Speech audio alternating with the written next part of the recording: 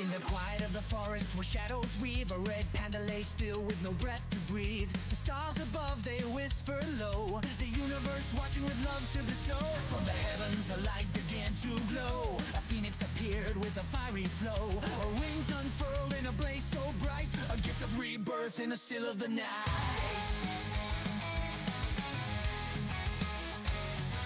From the heavens a light began to glow, a phoenix appeared with a fiery flow. Her wings unfurled in a blaze so bright, a gift of rebirth in the still of the night. The stars aligned, the skies did call, the universe heard and answered it all. I give you fire, I give you new breath, from the ashes of life, beyond even death. I give you rebirth from the fire's embrace, a spark in your soul, a fire in your grace. Rise from the ashes, like the stars above, a gift from the phoenix, a gift from the stars' love. The red panda's body cold and pale, but the fire of the phoenix would never fail. The stars above began to shine, the universe spoke, crossing the line. Rise from the dark where you've been confined, let the flames of life burn through your mind. You are reborn, a soul untamed, with the fire of the phoenix forever proclaimed. The universe whispered, the stars aligned, a spark of life in the red panda's mind. I give you fire, I give you the flame, rise and be whole, never the same. I give you rebirth from the fire's embrace, a spark in your soul, a fire in your grace. Rise from the ashes, like the stars above, a gift from the phoenix, a gift from the stars' love.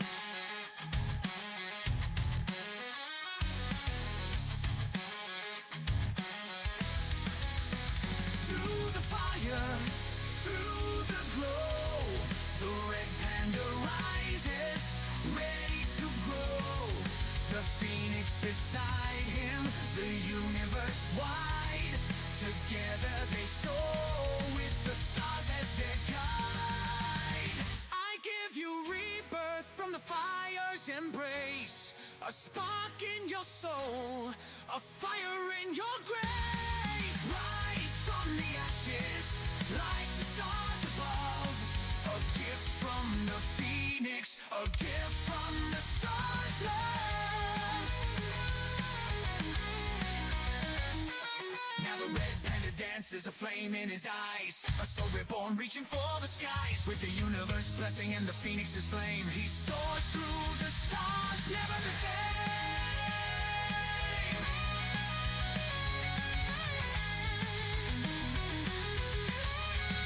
All right, beans, and here we go. All right, well, good evening to everybody here in the US of A, and of course everyone across the seas. Welcome on in, and a good morning to you all.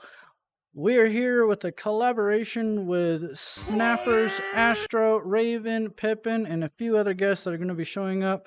We're just going to be sitting down here talking about basically our experiences in Furality, right? Yes, and we have some, like you said, you mentioned AstrosCave. We have many other guests. Each guest has their own unique experience, and we want to showcase what was it like for them, as long as giving our thoughts. Nikolai Chaser is now following. Yeah, well, hello. Yeah. This is VRL. Yeah, this is a debut of the world that I've been really working on, busting my ass in the last week and a half, getting it ready. It started up as a side project that me and Snappers over here had an idea of a special thing that we're going to be doing here in the next, 2-3 months. I've been taking my time with it until recently, and then we're like, hey, why don't we do this big old collab and everything, talk to everybody about their experiences in Furality. And I'm like, well, okay, well, we're gonna do this, and they didn't know, I didn't know, and I'm like, you know what, I guess we can just use the world I've been working on. So we'll be getting back more into that later. But hello, Nikolai, welcome, Bean. Hello. So you want to share your experiences first, and then me, just a little quick little tab, and then we'll bring in everybody. You know what? Sure. I like to bring my experience to the table briefly. Alright. So, Furality Sonma, which is the theme of dreams, of dreaming, it was actually a pretty good experience. It was my second Furality, my first one being Umbra. And I would say, you know, in terms of like how everything was planned and coordinated, I feel like they put a lot more effort into this year's Furality than they did last year's. Oh, very I can sure. really Yeah. tell the quality. Yeah, the quality is very high. I would say it is. It felt like Disney almost in a way with the fireworks show. I would say that. I that can definitely concur on that. Yes, absolutely. I could definitely concur on that one. Oh my god. Yeah, I it think was really they nice. optimized everything very well. They made the settings for when you actually hop into an instance. The settings are right there. They're simple to follow, unlike Umbra and Luma. They seemed like they oh no, it was a Silva. They had a very hard time when it came to the settings on optimizing everything in my opinion. But this year it was just as easy as just sliding one bar up and down to best fit however your system can handle, I think. And I think it was great. Yeah, and more importantly, they optimized it for Quest. Now, there were some limitations, though, I would say, according to someone that I have talked to. They said that they couldn't see the rest of the fireworks show. You know, at the end, there was this weird little, nice little circle Spiral, of yeah. fireworks and the star. Mhm. They were not able to see that, so they Oh, decided no. to give most of the show. But they can only do what they can because Quest is very limited. Very much so. The team, I can't believe it though, but the team did a really great job with like how they got everything coordinated, organized, and we will be talking more about certain things as well, such as the that one time VRChat crash. But we'll get right to it. Exactly. But yeah, chat, if you guys feel like sharing anything on it, go ahead and send a DM to me on Discord, and if we have the time, we can actually sit and hear your guys' experiences as well. So do we want to bring on our first guest, or do you have anything else to share? You know what? No, let's bring our first guest right away. All right. So the first guest we're gonna bring is yours truly, AstrosCave. Come on Sorry, over, I didn't mean I take a was seat, I Astro. don't wanna hear myself twice. You're good. How was the traffic for you, Astro? Huh? How was the traffic? The traffic? It was Come a okay. little I mean, I'm a closer short towards. person. Yeah, There you go. okay. There you go. Yeah, I'm a short person. You know, it takes me like 5 hours just to get to the bathroom because you know it's like traveling across Europe or something. So it was. There was no one in my way, but I don't have very long legs, so you know, just waddling and waddling. Well, at least you didn't fall in the toilet. That's a plus. That's always a plus. Alrighty. So I'm going to get started with these questions. I have them written down, and then we will ask additional questions as well if needed. This is how it's going to work for all the contestants that we have, well, all the interviewees that we're going to be doing. Mm. So let's get started. Yee. So, Astro, given that, so you did the dating show, right? Astro's dating show? As seen on Furality. Yeah, it was on Furality, exactly. Given that your dating show is usually 4 hours, because I was the first co-host, how did you come up with reformatting this show to 55 minutes with Furality? Oh, that's a great question. That was actually the like most stressful thing. I'm not gonna lie to you. Is figuring out how to condense a 4-hour show into 50 minutes, and at the same time keeping the same like entertainment value. Because a lot of like the dating part of the show just did not get to happen, and so our little fix for that was instead of going for being right, we were like, I told them, I told them before, and I told them during the show, hey, you just have to convince us that your answer is truly from the heart, and you guys are truly in love. And Dorito was the only one who didn't take note of that because I when noticed Pete answered that. their question, Dorito literally said, "No, that's not true." And was like, Oh my god, that's right. Oh my He put God. a "At full least he was blast. truthful. At least Yeah. he was truthful. But no, it was basically a game of, because usually for the dating shows we like to try to bring something new every time. Yeah. We take Absolutely. what worked before, we get rid of the ones that the contestants are like, this was okay, but not there. And then we try to bring something new and exciting. Last time we did this little purity test where we get to ask them a lot of saucy questions. Kind of did on Friday, obviously, but we asked them a lot of saucy questions to get to know them, see who they are. And last time was the one we introduced the talent show for. This one we didn't get to bring anything new really. The new was just going fast, but no, we pulled the Riz one. The Riz one is always always a banger. You're always guaranteed to get nothing. Oh but yeah, good the time. Riz. That one was so much fun to watch. Oh my god. My favorite part honestly was when they're like it's like you know how people like to hit it and quit it? Well, I like to hit it and hit it and hit it, and he just starts backing away knowing that he lost. Like and hit it and hit it. I fucking loved that. At least the Rizzes were better in this dating show than the first one. They were okay. And mostly because we were supposed to be PG-13, and like I had one of the contestants, I'm not gonna name them, Moxie, who asked me that before to like the recheck. They're like, okay, just to make sure it is PG-13, right? I'm like, yeah. We get to the show, immediately out the window. But Yeah, I know. apparently, Furality staff didn't seem to care. We didn't get any complaints that I'm aware of. So, but no. So on top of that, we did that. We did the talent show. We had the amazing idea of, well, we can't give them enough time to date and get to know each other. So for 10 minutes out of the 50, we're just gonna like push them in the background and let them talk to each other and try to get the dating experience. Oh yeah, I remember that. Mhm. We failed to anticipate how the audio worked on the stage because we didn't actually test before, and it was not great. Everyone was talking over each other, and it was actually the most stressful part of the show because they have the screen right for the time, and on that screen they're like, Yes. "Hey, we can't hear you guys. Everyone's overlapping." Because Biscuit was trying to talk about a charity. I I turned to noticed my that. co-host Lord. I'm like, "They can't hear us," and he's like, "Okay, I know what to do." And he started trying to explaining it to chat, but he was talking quieter than Biscuit, so. And I just shoved. I know. up the Biscuit's stage. usually louder too. Yeah. He gets right to the point. Yeah. But that was basically it. It was like, okay, we're just gonna go through the funny things of Riz, and then I really liked the talent show one because I was like, did you guys know there was a furry who contributed to the COVID-19 vaccine? Yeah. What have you done with your life? I thought it was pretty cool. Yeah, that was cool. Bro. And then fucking Dave Moxie did a handstand on the stage. Yeah, I saw that. He That did was the oh my handstand. god.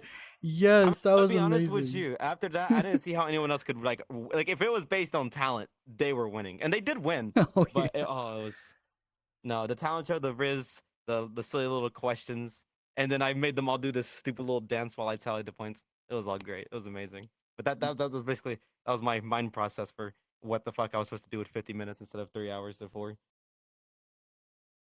Well, like I said, countless times, and I'm going to tell, the audience right now, you have always done a great job with your dating shows.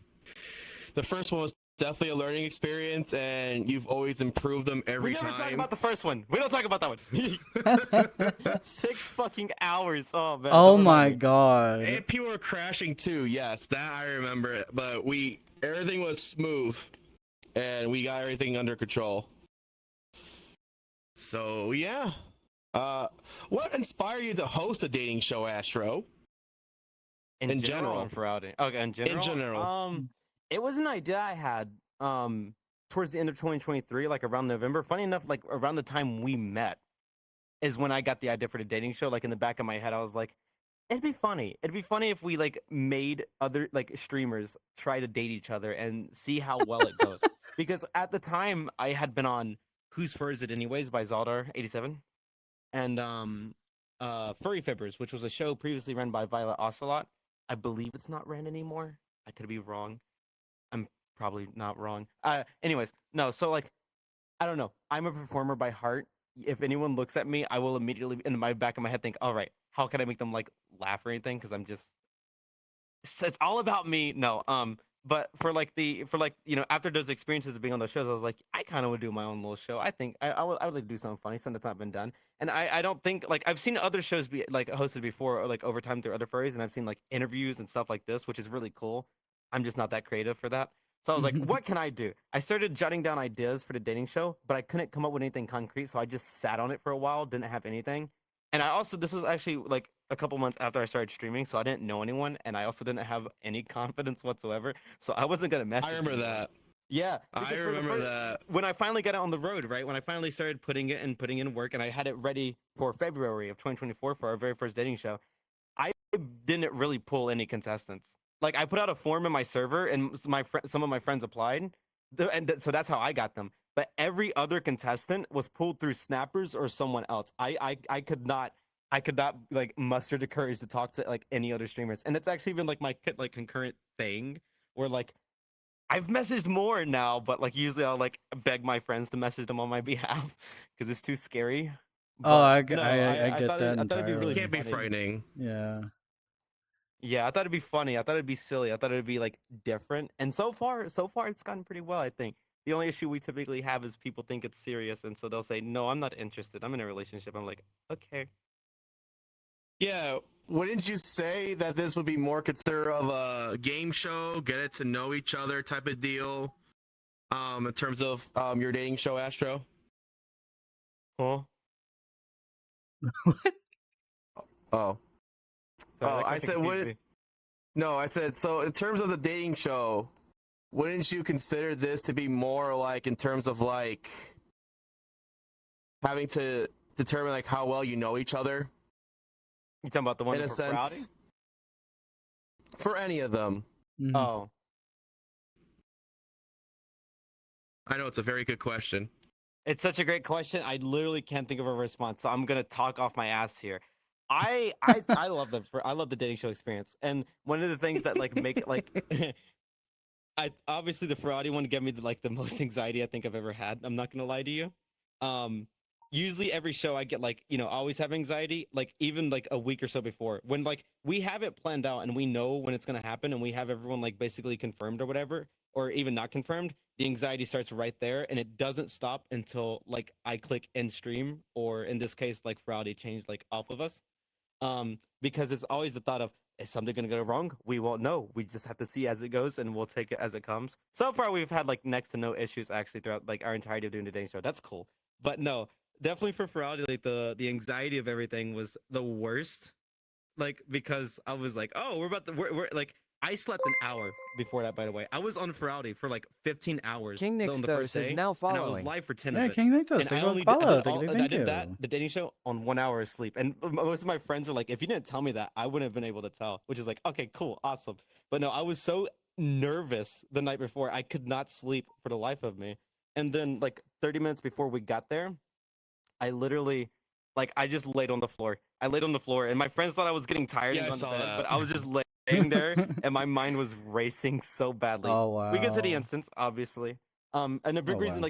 like, yeah, because I'm sorry, I'm a yapper by heart. I realize I'm like No, you're dragging this out. Anyways, a big reason why it's like super nerve wracking, if it's not the fact that something could go wrong, womp womp. It's most of the time, almost every single streamer that's on the dating show, I'm meeting for the first time on the dating show. Like, I've been lucky enough to be acquainted with some of them before, and like some of them I've like seen or had an interaction with, but almost 9 times out of 10, I'm meeting them for the first time. And I don't know if you notice, I have a huge like sense of like respect and like You don't admiration know for how to enormous streamers, 'cause react I when know you what it's meet like. them for the first time. Literally. You only So on know top them of it- through like watching them on their streams or YouTube or something.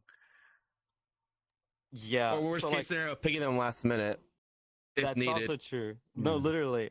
Like that was actually like the cool thing about my show before, like the last show before Furality, which was this year in February. There were a couple of contestants who like I had actually had to ask last second because like people pulled out multiple times because of different issues, which no shame, no nothing, not blaming them. But it was a very like very stressful moment, and like someone literally like agreed to be on it the day of, like an hour or so before. Oh God. And I was no, like they're awesome. Oh. I love them. But no, what was it? No, it's kind of. I'm gonna be honest with you guys. Like, if you meet me outside of a stream, or like you meet me, I kind of like, or like I'm meeting for the first time, I'll have the tendency to forget I'm also a streamer, and so like I react like a fanboy, and people are like, "Why are you like this?" I'm like, "That's a great question." Like, cause last night I was in the club when my friend was like, "All right," because I was like super excited to see them, and it was the same case for Jake Werepanther because he pulled up to the club. like right behind me, and they're like, "How many drinks have you had?" I'm like, "I only had one." They're like, "I don't believe you." I'm like, "I'm just excited. I'm so sorry. I'm excited to see you. Gosh." But no, I love it. I love the entire show because obviously I don't think we've had an actual like couple on the show actually date because most of them are either in relationships or they're doing it for the funny. But it is such a beautiful experience. On my second dating show, Nitro Wolf and Wellix Cuba, I almost said Cuba, Jesus. Yeah, it's Willis Kaiba. They actually became like pretty good friends afterwards, and that made me so happy. I'm gonna be honest with you. I don't like it sounds so corny, but like not just to have a good experience or like give everyone a good experience, but to give people like connections and like give them a good like friendship. That made me so happy, and I was like, okay, this dating show kind of has more than one purpose. Let's go, let's go. By the way, Niilit, I was the second contestant there too. I remember. What was that? Yeah, nothing. So I nothing. remember being the contestant for the second dating show instead of being the co-host. So Yeah, it was pretty interesting with having people like Slushy VRC, Oh, and you know, it was basically testing our friendship in a way, just knowing like how much we know about each other. And surprisingly, I knew more than I thought, that's still despite really that I only good, known man. her for a couple months. Yeah. Wow. So,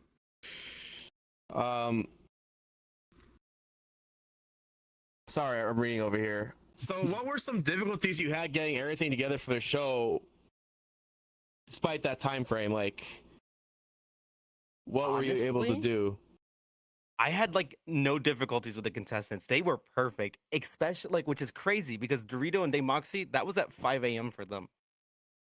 But like the only stress I had is that like Keith was playing Marvel Rivals like 30 minutes before, and I was like sitting there like, is he gonna get on in time? Is he gonna get on time? Everyone was ready. The only issue we had is that our invites for the actual like event thing got sent out 10 minutes past the time we were prepared for. So like, because they told me like before 10:30, they told me at 10:20, hey, your 10-minute warning. I'm like, okay, cool. And everyone like I told everyone that in like my little group chat for the show, and I'm like, okay.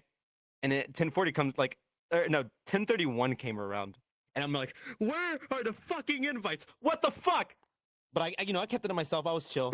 But 10:41 came around, and everyone in the chat was like, "Hey, what's happening?" I'm like, "I don't know. They didn't send the invites." And then at that moment, they sent it. I was like, but no, there was like little to no issues. This was like the most like almost pitch perfect show, which was kind of crazy. The only issue we actually had is that we overestimated how much time we needed, which was also because we were supposed to have 8 contestants originally. But after getting like Jake, Haiku, Jay, and all the other contestants, I was going to name all of them. Right. I obviously wanted 8, but I got too nervous. I'm gonna be honest with you. From filling up the application, getting accepted, having to talk with the manager, figuring out how I wanted the show to actually run, getting those contestants on. I overexerted like my confidence, and I was like, I cannot bring myself to get like either ask 2 different people or to ask my friends to get 2 different people. So I was like, we're gonna go with 6, and we realized very quickly that that was perfect, but it gave us more time than we thought because like the Riz portion, we estimated 10 minutes for them all to Riz up biscuit twice, and they ended up getting them Riz like 4 times, which more points for them. Except for Yeah, I noticed it. It weren't kept actually on Riz 'em. going on and on and on and on. I'm like, okay, I thought this was just like a short span, but then Yeah, again, no, some it was. really good stuff came out of that, though. We anticipated for it. I wish we would have anticipated like next time, if there's the next time, if I'm so lucky, I will anticipate by like substituting and having like another game ready to like speed run through. But the only way we didn't want to risk it or anything or be like we were prepared like if we went overtime or undertime. If we went overtime, we were just gonna like speed run the rest of it and like push them a little faster, encouragingly. And then if we went undertime, the whole goal was let them Riz a biscuit a couple extra times, and then for like the talent show, we just got them the talent show. They were supposed to have like a little less than a minute, but we decided to give them extra time because we had so much time to kill between it. Like at the very end, like I was impressed too about that. You had like so much time despite the time constraints, and you're able to get it done within one sitting.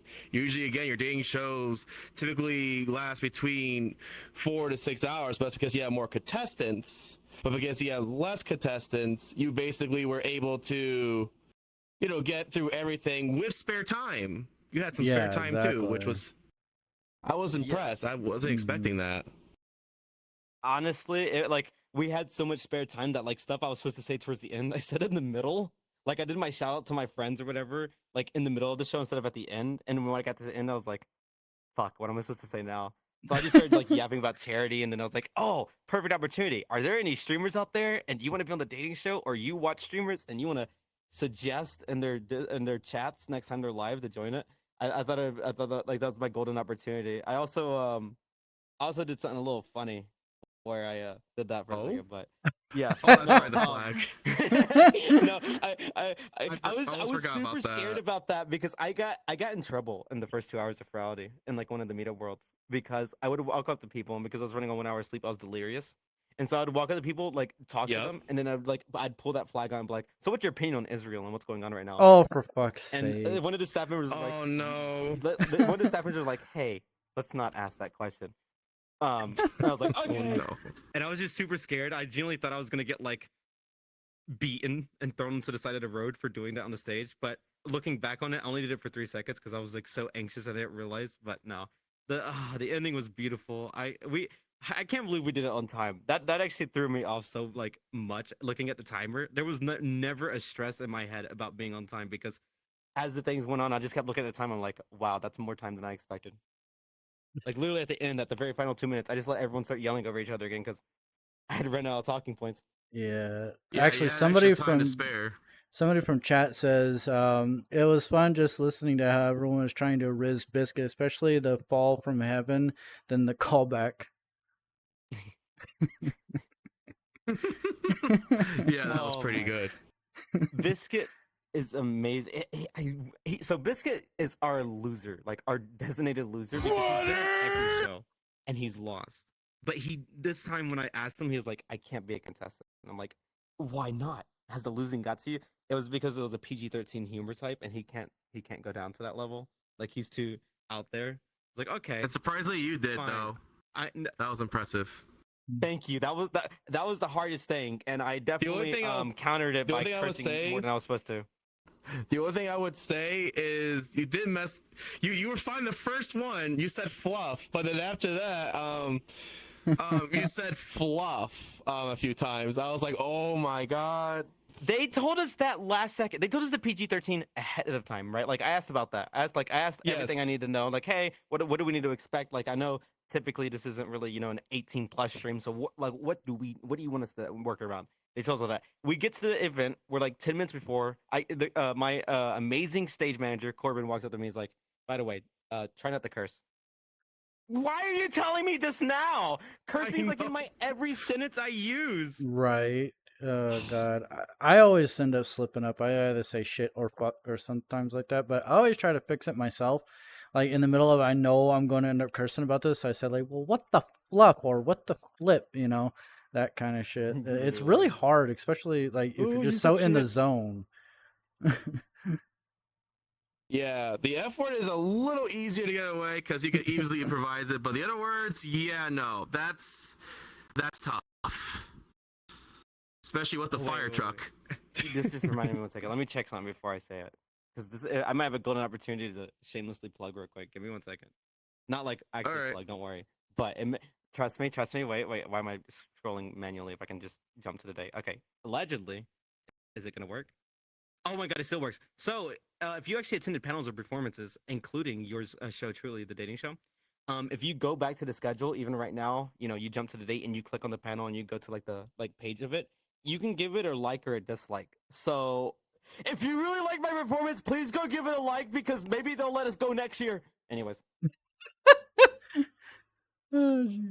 So you essentially, so basically, would you host the show again next year? And if so, Oh, how would you change it differently? definitely, like the hope so badly is to. I joked with Biscuit and Demi, who was like my actual manager throughout the entire thing before I got a different Yes. stage manager. Very, very sweet, very kind. They were so. That was the best thing about this is they're so on top of it. They're so kind. They're so direct and everything, and they're so patient. Because it took me. I applied for the dating show. I got accepted, and it still took me a week or so to get the actual plan for the show out.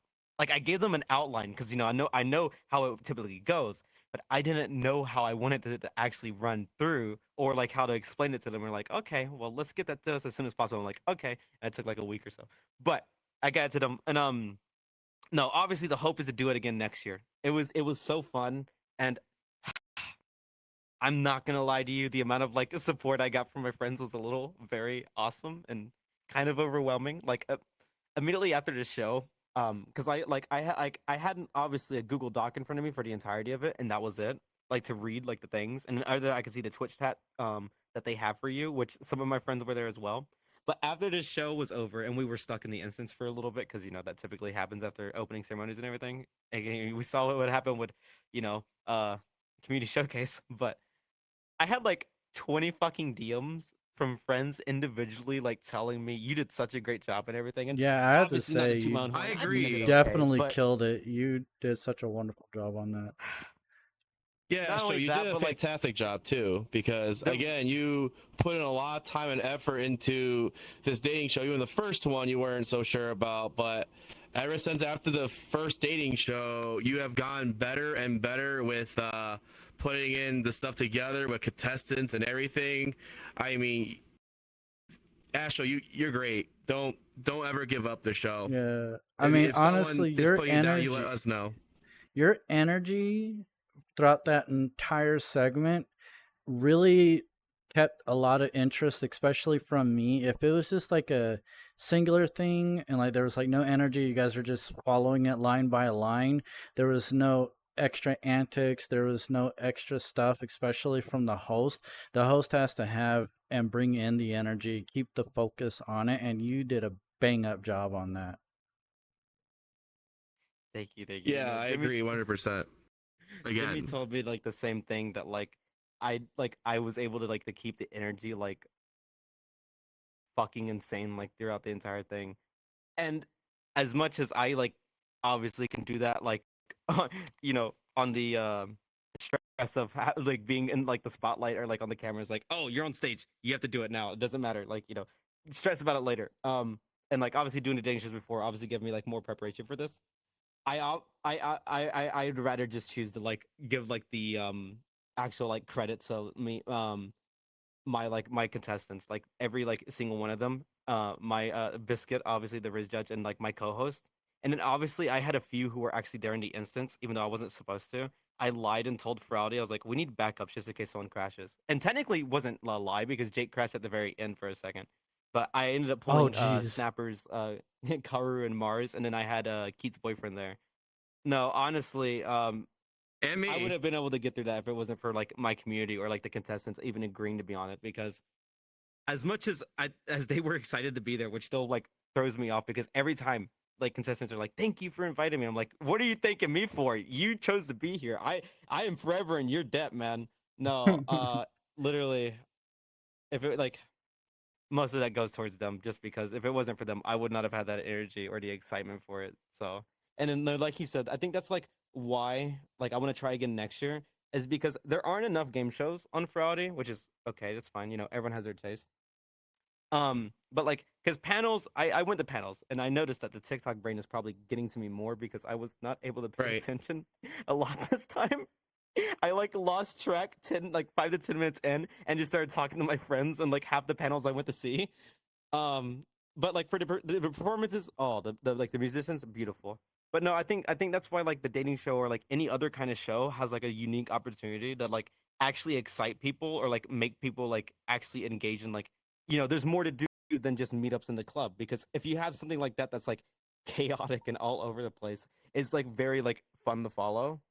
Not my words, by the way. I'm not. I'm going off of what my friend No, said. And I if can they if agree they with all that. collectively lied to me, then Oh yeah, that's 100%. on them. But no, Yeah. no. Oh man. Yeah, engagement's very important. Like you said, it is a key thing to keep people engaged, have plenty of stuff to do.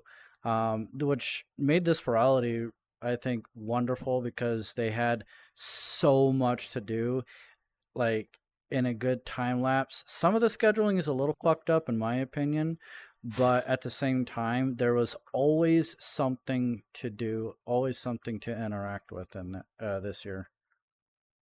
Yeah, the friend system never actually worked for me. It was always inconsistent. That's why I always hit the Oh, yeah. refresh. I always hit the refresh every time. So, and that oh, go on. Sorry. Yeah, no, sorry. It's just I random thought. Gotta say it before it disappears forever. No, that was also something we incorporated into our show because not everyone can actually attend Furality, whether because they don't have a VR headset or they can't afford it or they don't have the time for it.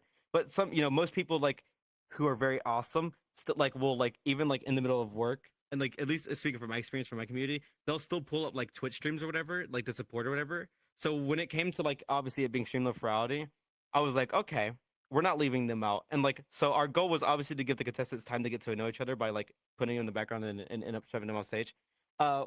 During that time, after Biscuit plugged like the charity, we had like been like super like we didn't know there'd be a Twitch chat like on the stage that we could read. We were just gonna read it from our browser. We were literally just like we had planned the entire time to just read out Twitch chat so like they could feel like the acknowledgement and like the engagement, like you are still a part of Furality even if you're not here. Because I think it makes it better, and it definitely gives like it gives a more personalized experience than just watching something that's going like as you said on script and like without like much actual engagement, interaction, or acknowledgement of like the people who are sitting there watching.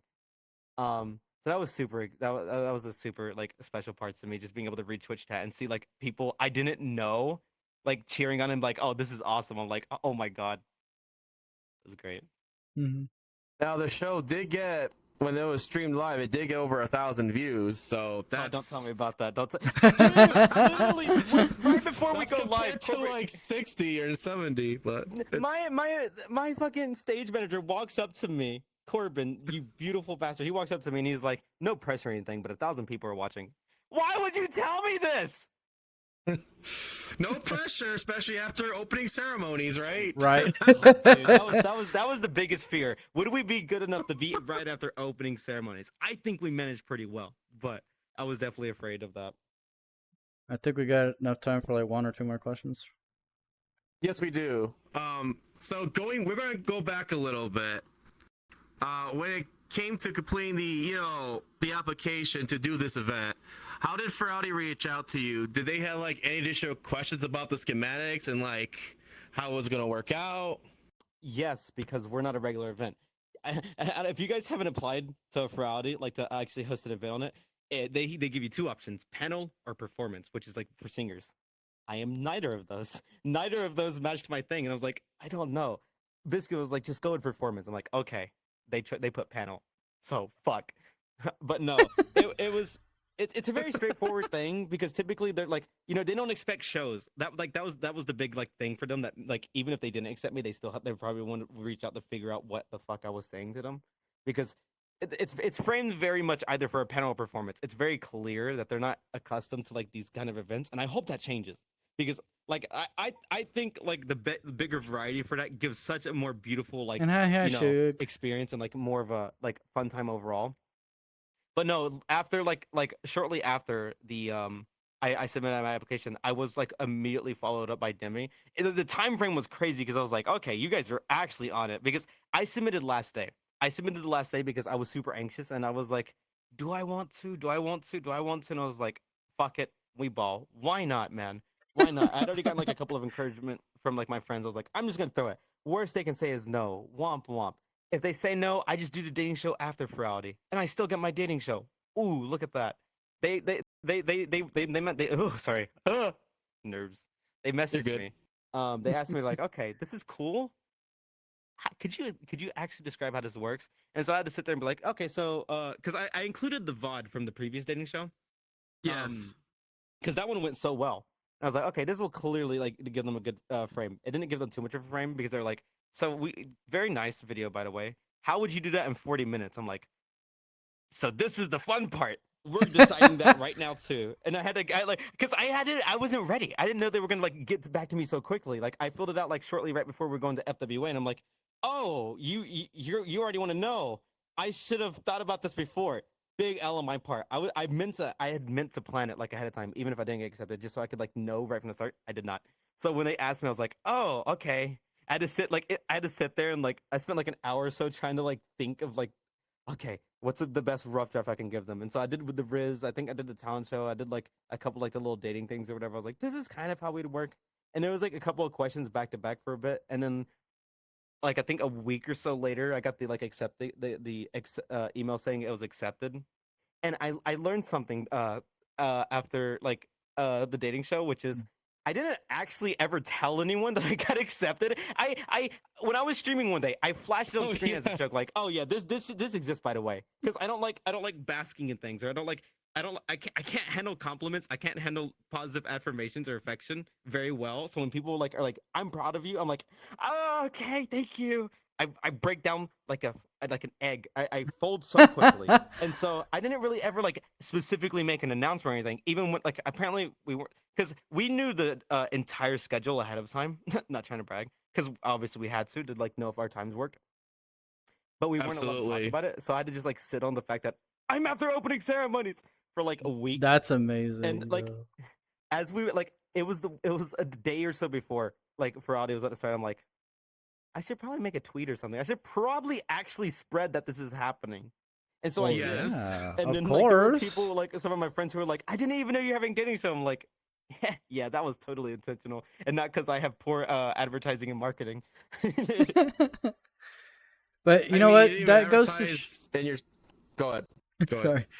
I think it's amazing though. Like if you know your content well enough, you know yourself well enough, and you know your audience well enough, being able to just like on the spot, being able to come up with some kind of demo and still be able to provide that energy and understanding on how things go, that is what makes a true content creator right there. Oh, okay, all right. You're about to make me cry. I have went this entire Friday without crying, so I'm like ready to burst at any moment. But I'm gonna wait till after this interview to probably Right, do no that. judgment. No, no judgment. No, that's also the thing. Cause sorry, I'm reading chat also because Nikolai's there, and I love Nikolai. I actually met them at Furality. Like I rated them before Furality, and I actually got to meet them and hang out with them a bit of Furality, and it was a really Well, good camera's on experience. you. It's right in front of you. Want to wave? Oh yeah. Hi Nikolai. Hi Astroth. Hi everyone else. I saw Tino in there. I don't know if I don't know if I saw anyone else because I've been staring at these beautiful hosts over here. Hey yo. No, that was like the thing. Like I realized, live shows are always the best way to go about it. Like you could obviously pre-record it and like get any slip-ups out, or like have to avoid the issue of like any like mistakes. But then where's the fun in that? Where's like the like letting like the audience get a moment to laugh at you for Thank you for the literally follow. slipping up or like not like being a like robot and getting everything correctly. So we will never pre-record our shows. Not trying to brag or anything or say that others were, but I know ours will always be live because it creates the best chaotic energy. I do agree that live format is better, but I would suggest doing the live format and then trimming the video bits so you could just go right to the point, so you could just post it on YouTube for VODs. Yeah.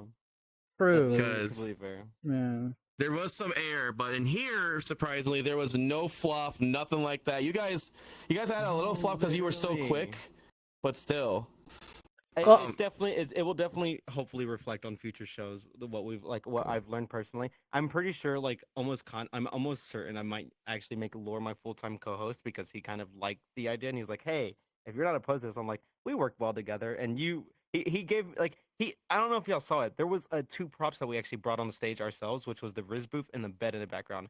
He brought that on his avatar. If it wasn't for that, we would have had like less magic and it would have been a little more awkward. But he brought that was an avatar. Yeah, that was an avatar asset he had. Like he oh my right god! Before we started.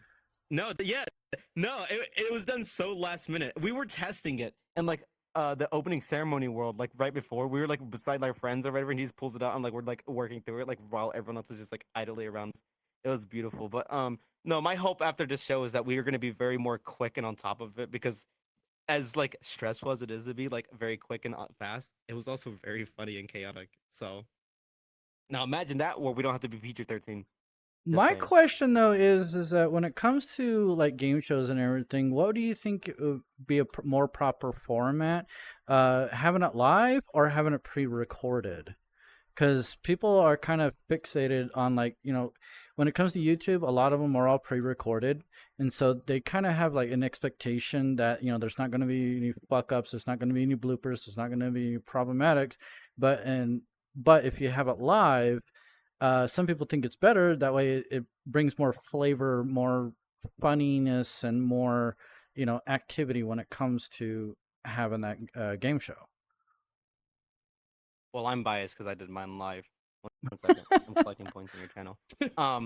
No, so if you want to go like full on professional, have no slip ups, and give like a genuinely pitch perfect show with like no issues, you probably want to pre-record it. And there's no shame in pre-recording like shows. You make sure you get it in your time slot. You have it on time. It goes off without a hitch. I personally will always do live because yes, we're gonna fuck up. We're gonna make errors. It's gonna be embarrassing. But I think it's so funny because not only like the fact that we messed up, but the recovery, the people like working around that. For example, when Jake crashed last night, I had anticipated that. Obviously, like I wanted some of my friends to be there, even though we had too many people in the instance. But it was also like it was an actual planned thing. Snappers was a little sluggish with it, but Snappers and my friends were there in case someone crashed. Their entire purpose was if someone crashed throughout the show, they would run up and start acting like them. They obviously wouldn't look like them, and the viewers would probably be a little confused. But their goal, like for example, Snappers was supposed to run up and start acting like Jake. Now, thankfully, Jake reconnected in like 2 seconds. But no, the improvising, I'm stealing that word from Dave Moxie. The like cover up, the trying to just like you take a fuck up and you make it into something. I think that makes it such a like more hilarious experience. So me personally, I'm biased towards live, but pre-recorded is also fine. It's like especially for like more long and like for example, there was Hollywood Squares. That one was more of like a convoluted one that like required a lot more questioning and like moving around and stuff. Mhm. Like there's no like that one makes more sense to be pre-recorded than anything because of like how much like there is going back in between it. But for mine, which we like are literally there to adapt on either fuck ups or running out of time or going like or having more time, I think the dating show is like perfect to like just be live each time. Especially because I kept cursing and being like, "Oh, if I curse, no, I didn't." Oh yeah, to Just be so you like, know, it was like, only oh, two times. what Two the times you did it. fuck? Anyway. So I do have one last question for you, Astro, because we gotta get our next set of amazing people to interview, and in fact, we're gonna bring both of them at the same time to catch up. So if you guys don't know about AstrosCave, he has done numerous things. He's a Twitch streamer. He is the host of the dating show. He plays games with his friends and sometimes by himself while streaming on desktop. And of course, the infamous concerts, Astro. Your concerts are fantastic. I want to say this. When is your upcoming concert? What the You can't put me on the spot like this. Yeah, we are going to put you in a spot because Very much we want so. to make sure that they know about your next concert. I agree. Let's go. I'm gonna cry. I'm actually gonna cry. I hate you so much. This is the way all my friends embarrass me, especially at actual conventions. Blame like, him. Did you know Astro He came up with sings? the questions. And I shrivel up. I shrivel up and I die. I'm not that great of a singer. I just do it because I enjoy it. Bullshit! I heard you singing. You're fucking amazing. Shut up. Hey, it's better for you to tell us your next concert than having you actually sing in our special spot Yeah, over sure. there. Thank you so much for the thank 200 fucking bits. God. Okay. All right, I'll do you that solid then. No, my next I have 2 concerts this month actually. June 21st will be my first one. It's called The Man. It's if you don't mind me getting a little personal and sharing my little silly story, because I put a lot of storytelling behind my concerts. That's why it's so much fun for me compared to like a regular performance. I put a lot of like effort into like moving along with the song. I put a lot of effort into like trying to tell a story to explain like my experience either through streaming or just being on VRChat as a furry. Like, because I know a lot of people experience hardships, or whatever. I've experienced hardship too. So like my hope is that like through song and stuff, I'm able to build a connection with like my friends, my audience, and like give them that moment to feel too and get over it, right? Because it's hard to get over like tough shit. But typically that's how the concerts did it for me. But no, the 21st will be one called The Man, and it's typically about like it's a combination of like a lot of different ones I've done in the past where like it's about like trying to overcome the fear of not being enough, right? Because that is definitely a fear that's always there. And then on the 28th, which is my birthday, by the way, just saying. So you have to be at Happy the early concert. birthday! Yeah. Thank you. That one's called Legos, and it's gonna be more like probably one of the more like important ones to me. Last year I did a concert on my birthday as well, and I basically used that opportunity to basically cry in front of my audience. I didn't, but I was like close half the time because it was a overly sad set list and like talking about like my experiences through people who've like been bad apples, manipulation, all that stuff. Because there is a lot of that like out there. So my hope, my what I want to go with this time, instead of making it about me on my birthday, was to make it about my community and just how fucking amazing they are. Because like throughout like every concert I do, there's always people there. Like obviously, the number will fluctuate or whatever, and that was definitely one of the hardest things to get over. But I always have friends there to support me and cheer me on, even when I'm fucking up. My last concert, I actually wasn't prepared enough, and like half the songs I slipped up on and just like missed so many lyrics, and I just thugged it out, and they supported me, and it was like, okay. So no, the 21st and the 28th of this month, I think 9:30 p.m. EST, unless we push it back an hour. I keep forgetting to pull it. Those are the concerts. Thank you for forcing this out of me. I'm gonna punch you after this show is Well, over. our viewers okay. are asking if we can actually have a show for you right here on the show. Maybe No after the next fucking- maybe after the next guest, maybe you can give us a little demo. We have a stage. We do have a stage if you want. This should be considered bullying. This should be considered like, what's the word when like you're charged or like, this is like this is an ambush. I'm being ambushed right now. That's what's going on right here. Well, we appreciate you. I'll think about it if you guys He'll still think want that about it, performance. Chad. I'd be He'll more than think happy about to it. embarrass myself and shit my pants on that stage over there. Well, see. AstrosCave, you, Astro. everyone, let's go give them a Thank you. round of applause. Thank you so much. Yes. Follow thank you so them on much, Astro. Twitch. Follow them on Twitch. They're a wonderful, wonderful being. You can All right. follow him at twitch.tv/AstrosCave, where he does basically his concerts, he does his gameplay, VR chat, sometimes a dating show every now and then, but he's fantastic, guys. All right, so we're going to bring two people actually. Because I want to make sure we catch up here. We Yeah. got a lot of questions for Astro. I want to give our first person, RavenPup and Massy, to the stage. Come on in, guys. Wow. Yee. Insert clapping. Woo! Yeah, clapping. Yeah. Yay! Ooh, yay! Yay! Yeah, thank you guys so much. We apologize for it being a little longer, but we had a lot of questions because that was kind of interesting I with agree. him hosting the panel. Oh Yeah, no, you're fine. All Definitely right, fine. so how we're going to do it is because I have questions specifically for RavenPup, and I have questions generally for you, Massy, but RavenPup could add if she wants to.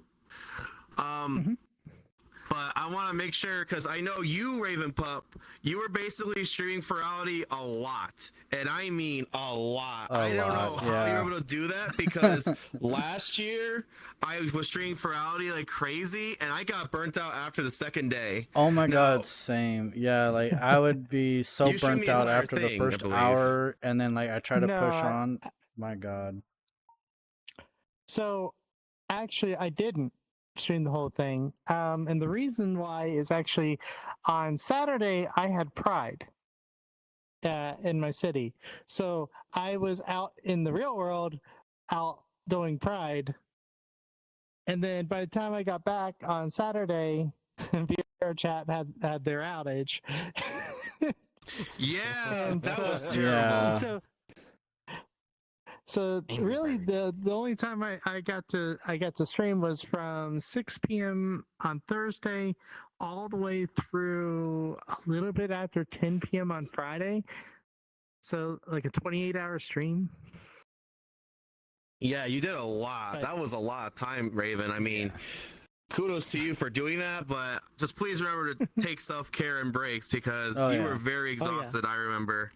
And, you're a very Yeah. good being, and everyone loves you. Especially your community. You have a very good community. Ever since, honestly, when we first met and everything, I think we were just I forgot where exactly, but I know we were playing a game and I just saw you streaming as well, and that's how we became friends. I think it was Prison Escape. Yeah, it was Prison Escape. I had like mixed memories, so but, like you were just a little gremlin, and then here you are with, what is it? You have, I believe, 1,000 followers now, over 1,000. Over 1K? Yeah, just hit my 1K mark. Actually toward the end of my Furality stream. Woo! So speaking of Awesome. Furality stream, I just want to make sure I get this correctly. But I want to ask you this: what was the longest stream time you have made in Furality? You said 20 hours. Yeah, so total for Furality, 28 hours. And that, like I said, was from Thursday from 6 o'clock through Friday at 10 o'clock. And that included 4 hours worth of sleep stream where I quite literally went into the lobby world. I found a comfy spot and I just lay down Yes. and try to get some rest. That's amazing. I figured Yeah. it was I figured it was in theme, right? You know, Somna, Yes. sleeping, dreams. There you go. Yeah, they promote Dream sleep, which is on. really good. Yeah. I actually slept in the instances. That's how cozy it was. Oh my god. So besides that, Massy, I got a question for you. What? Yes. What did you think of Furality this year? You know, in terms of Furality Sonma. This wasn't your first time, right? No, it's not my first time. No, I've actually been to like mostly like 3 Furalities in my time, and this for Furality Sonma, it was actually really amazing. I really enjoyed the dream aspect. Everything about the dream aspect was like something else for me. It was more comforting in my opinion. Okay, I enjoyed all the nice little night stars. I enjoyed everybody who was basically just it was just so relaxing. I just couldn't handle all the dreams, like all the dream lighting, literally like everything that it was just so much to really take in. I mean, I'll be honest, I had I agree. an emotional state on that point because I was enjoying it a lot. That was my part of my emotional thing, but then again, the aspect, everything, just everything, how everything was, it was just phenomenal. I enjoyed it so much. I did too. I mean, considering like how well again organized it was and stuff. Yeah. I say they did a lot more. They put a lot more effort into this Furality than Umbra, because that was the only other Furality I went to. Compared to like numerous things like the Dealer's Den, because they put all in one world, one instance, not one two instance, Remember like that? divided into the 3 different sections, which was amazing. That was brilliant on it. I hope from now on they do it like that, because going through the dealer's dens on all the other ones, and my first Furality was Furality Aqua, and I was overwhelmed. Like, I was running around getting lost over the dealer's dens and everything, all the way up until this Furality, which seemed way more organized, way more divided, and they need to start doing that from now on. Yeah. I agree. One thing that I liked about the VR instance, or the instances rather, was it wasn't all one level of instance. You had some instances that the capacity was only 15. You had some instances where the capacity was 35, and then you had others that were like 80. And I like that because, like, I did too. especially in my case where I was wanting to sleep in like a lobby, I would just scroll down the list till I found a 15-person lobby and go sleep in there, because I knew that the chances of someone running into me was very low. Yeah, and there's not so many people. It's not going to be overcrowded, and you're not going to be like lagging out or possibly crashing in the middle of your sleep. Yeah. Right. Oh, I was happy I didn't even crash for once. I mean, I lagged, but I didn't crash. I was happy about that. Yep. I crashed once at 2 no. a.m. I crashed, and it wasn't because of Furality. It was because my internet provider decided to crash. Oh, geez. no. I had to restart I had to restart the router. Oh, no. Yeah, I that's a woke up pain in to the the- rear. I woke up to the thunk Oh, no. from VRChat crashing. I'm going, wait, what? Oh, no. It could have been worse. It could have been the API again from VRChat, you know? Luckily it wasn't. I would have to hand it to Oh, my video card. It was working overtime the entire time. I didn't crash. I lagged. Like, big, like a few times big lags, but every now and again I just get some stutters, and I'd have to hand it to my old ass 3060, man. It actually held in there pretty good. Fair enough. Yeah. I was actually surprised with my computer during the middle of the Avali meet where we had all these Avalis. Quite literally, you just went up the ramp and it was nothing but a volley, all the way up the ramp, up the thing. It was awesome. It really was awesome. But I was like, man, this has to be really taxing my computer. And not to like tout my computer here or nothing, but I went into Task Manager. I looked, CPU 50%, memory 50%, GPU 60%, and I'm going. Okay, I'll take it. Oh, that's great. So, as you were talking about meetups and stuff, so this is for you, RavenPup. Which of the panels and meetups did you look forward to from the schedule? If you can think off the top of your head. Honestly, the one that I was looking forward to the most was the Avali meetup. Oh my god! And then that whole crashing thing for a while. Oh, no. Yeah. Don't. People were making jokes. I didn't get to. Yeah, I wasn't able to do the Avali meetup until the next day. Oh no! I got lucky. I got in. Yeah, from what I heard is that because of volleys, they're really good with tech. They were partially to blame, and that's why everything went south because of that. Snap, don't blame that on the Avali race. Okay, that had nothing to do with the Avalis. Now look at the Protogen. I mean, let's look at Protogens. Let's be honest. They're the ones that like to eat RAM and and computer components. So I'm just making correlations here.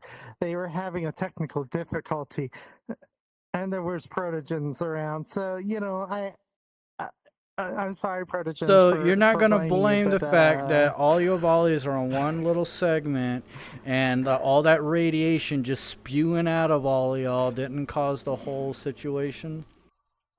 Oh no, that wasn't us. Not at all. No. So, Massy, this question's for you. Why? If we want to move forward with this. Did you actually enjoy the dealers then, by any chance? And if so, yeah. Which of the avatars and or assets did you find the most appealing when you went there? Well, for once, actually, I enjoyed with Mike the Bird mostly of all his assets, and I always enjoyed his nice little spin the wheel of his gambling addiction. But then again, oh my god! I mean, his spinning his wheel was actually pretty fun. I did love his spinning wheel tech, though. It was really cool. I mean, he kind of said he was gonna possibly sell that asset, and I might want to get my hands on that too. Just to have a little asset. Something. It is. It's a nice asset. Although for any other dealers, then I did enjoy the synth one at least, which was the what was it? Actually, I kind of forgot the creator's name, but then again, the synth avatar I kind of did enjoy. I kind of actually saved that little model, and I was thinking about actually getting that one next. I want to see how I look as a synth. The little synthy thing. How about you, RavenPup? I mean, I'm sure you went to the dealers then. Well, which part of the avatars and assets did you find the most appealing? So I ended up buying 2 different avatars this year. One was I'm gonna have to look to see what the model was actually called. It's up to you if you want to show them, by the way.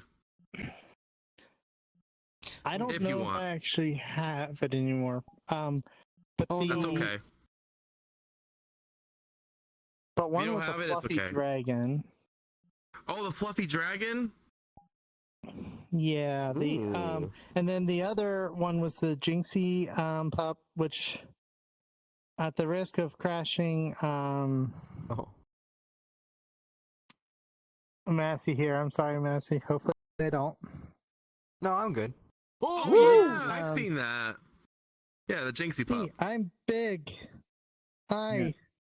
Let me Hi. Let me push me, shrink down please. here. we're getting a really good Let me crotch come shot of back that. down here. Let me back up the camera there that we can Oh have a really my. good look There we there. go. I'm a little volley here. Ooh, That ooh. one's adorable, honestly. Yes, I love this one. This one's going to be a replacement for Luna, because Luna is a border collie, and so this is going to take on Luna's colors. And Jinxie made Oh, that. that's gonna look so nice. Yeah, this is Jinxie. Macro Raven, yeah. dog. And then Macro Raven. Macro Yeah. Raven. Oh, hey yo. All right. And now Where I'm did too you short. go? Oh, there There you we go. are. I'm like, where did she go? I went back in the couch. I'm hiding. At least you didn't get stuck in there. And then you won't find me for like 10 years. Just like loose change. That's how that works. Right? I remember finding and a then whole the other $20 bill on my couch at one point. It was really cool. And what was funny is that I bought it. I bought it from a Salvation Army for like $50, and I turned around and fucking found a 20 on there. I'm like, okay, well, I got most of my That's money back. crazy. What? $20 discount. Wow. Okay. Oh, well, You wouldn't then, expect anything okay. like that in there. Like, you think they would check, Oh. right? And it's like Exactly. they just take as is and say, "All right, well, you got some good luck right there, Niilit. I got a rebate. Very much good luck. You got that's a rebate. That's a rebate. No application needed, folks." So, let me look right here. I'm sorry. I want to make sure I get these questions correctly because I know you guys are busy with things and I want to make sure we get everything on time. So I'm not sure if I asked you this yet, Raven. But what were some of the difficulties you had to counter, when you were streaming Furality? Like, I would say my biggest issue that I had was just connecting with friends. The portal was very kind of behind. I mean, it could be behind by as much as 10-15 minutes. As far as refreshing friend locations. Now granted that is a pretty big achievement to even get to that point. So I can't really complain too much, but there was times where I would go join a friend and that friend had was no longer there, that they had went ahead and moved on. Yeah, the only other issue I had was, the party system is fun. I like the party system. But I think it's a little too restrictive. I think you should be able to join multiple parties. I can I agree with agree. that. The whole party system and then the party pass. Oh my god, I paid $100 for that thing. I only used it like 3 times. And one of the requirements is you had to be 18 plus, which is fine, of course. But like for those that already are 18 plus, it didn't register that in their website. Yeah. Because I guess they are using certain things from VRChat. And it's not like syncing properly. Even when I hit refresh, it still didn't like properly sync. I don't think that they was fully kinda thought that one unfortunate. through, unfortunately. Yeah. And adding 20 people to it, they should have just done at least, in my opinion, sorry guys, I think this is very important because if you guys are going to get the party pass again next year, make sure it's the same people that would actually hang out with you, because it was kind of a waste of money. You could do Club Fin, you could put it wherever you want, private fireworks show, but they have to age verify. So hopefully VRChat will make age verification available to everyone next year's Furality. I think that's a before then. perfect way for them to market the whole, registering for the VRChat Plus. That way they can get the money out of it and everyone can actually have a full experience with everything that's going on. Yeah, and what they could have also done too. Go on, actually. Sorry. I was actually going to say, real quick, as far as the 18 plus, if they do, once, like next year, by next year, 18 plus should be mainstream throughout VRChat. Yeah. But that opens up so many doors as far as like different panels.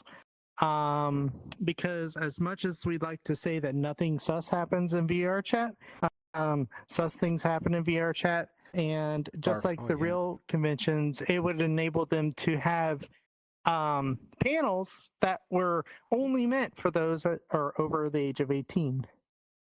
Yeah. I can Okay. agree. So I know. So what RavenPup's talking about is like how traditional furry conventions, they usually have 18 plus panels at certain times. By having the age verification barrier added to this mix, having that there officially from VRChat, there will be some special panels involved. Now it's a little bit of a gray area depending on what they are entailed, but as long as there's some minimization and just trying to find people that are in common with, for instance, Moz or stuff like that. I'm not into Moz. Yeah, by the having way, some kind of Pause all the security way. thing, like moderators and everything going through the instances. Yeah.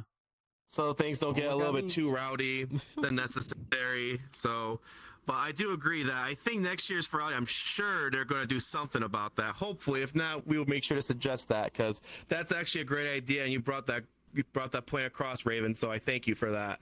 Yeah. That's something I forgot to even thought of. Yay, Raven! Yeah. So Massy, this question is for you. What?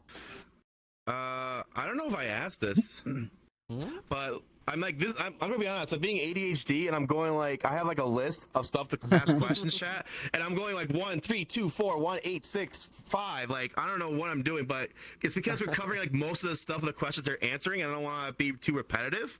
So I'm trying to make sure that these questions aren't something like too consistent and we're repeating ourselves, right? I mean, that's the I'll last ask thing we to the want. best of my knowledge. So, for you, Massy, what would say is your favorite part of Furality, especially this year's? That one right there. The favorite part of my part in the Furality, again, was literally all the dreamers. Like literally everything on the atmosphere, everything in the world, the lighting, the lobby. I enjoyed the lobby a lot. The lobby was a good place for me to hang around in. Mainly because I just love exploring, small little crevices, small little worlds, small little parts of the lobby. And again, I just enjoy the cozy rooms that they had. And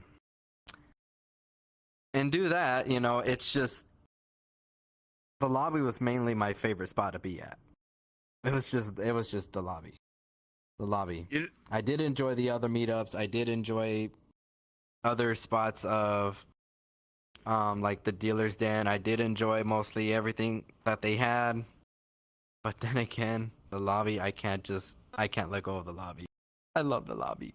Yeah, the lobby was great. Especially the fountain was a really nice touch, to be honest. Like it was just how they had just like those stars little trickling down and everything, and then there's so many ways you can get up on top or inside the buildings that are surrounding the whole area. Cool.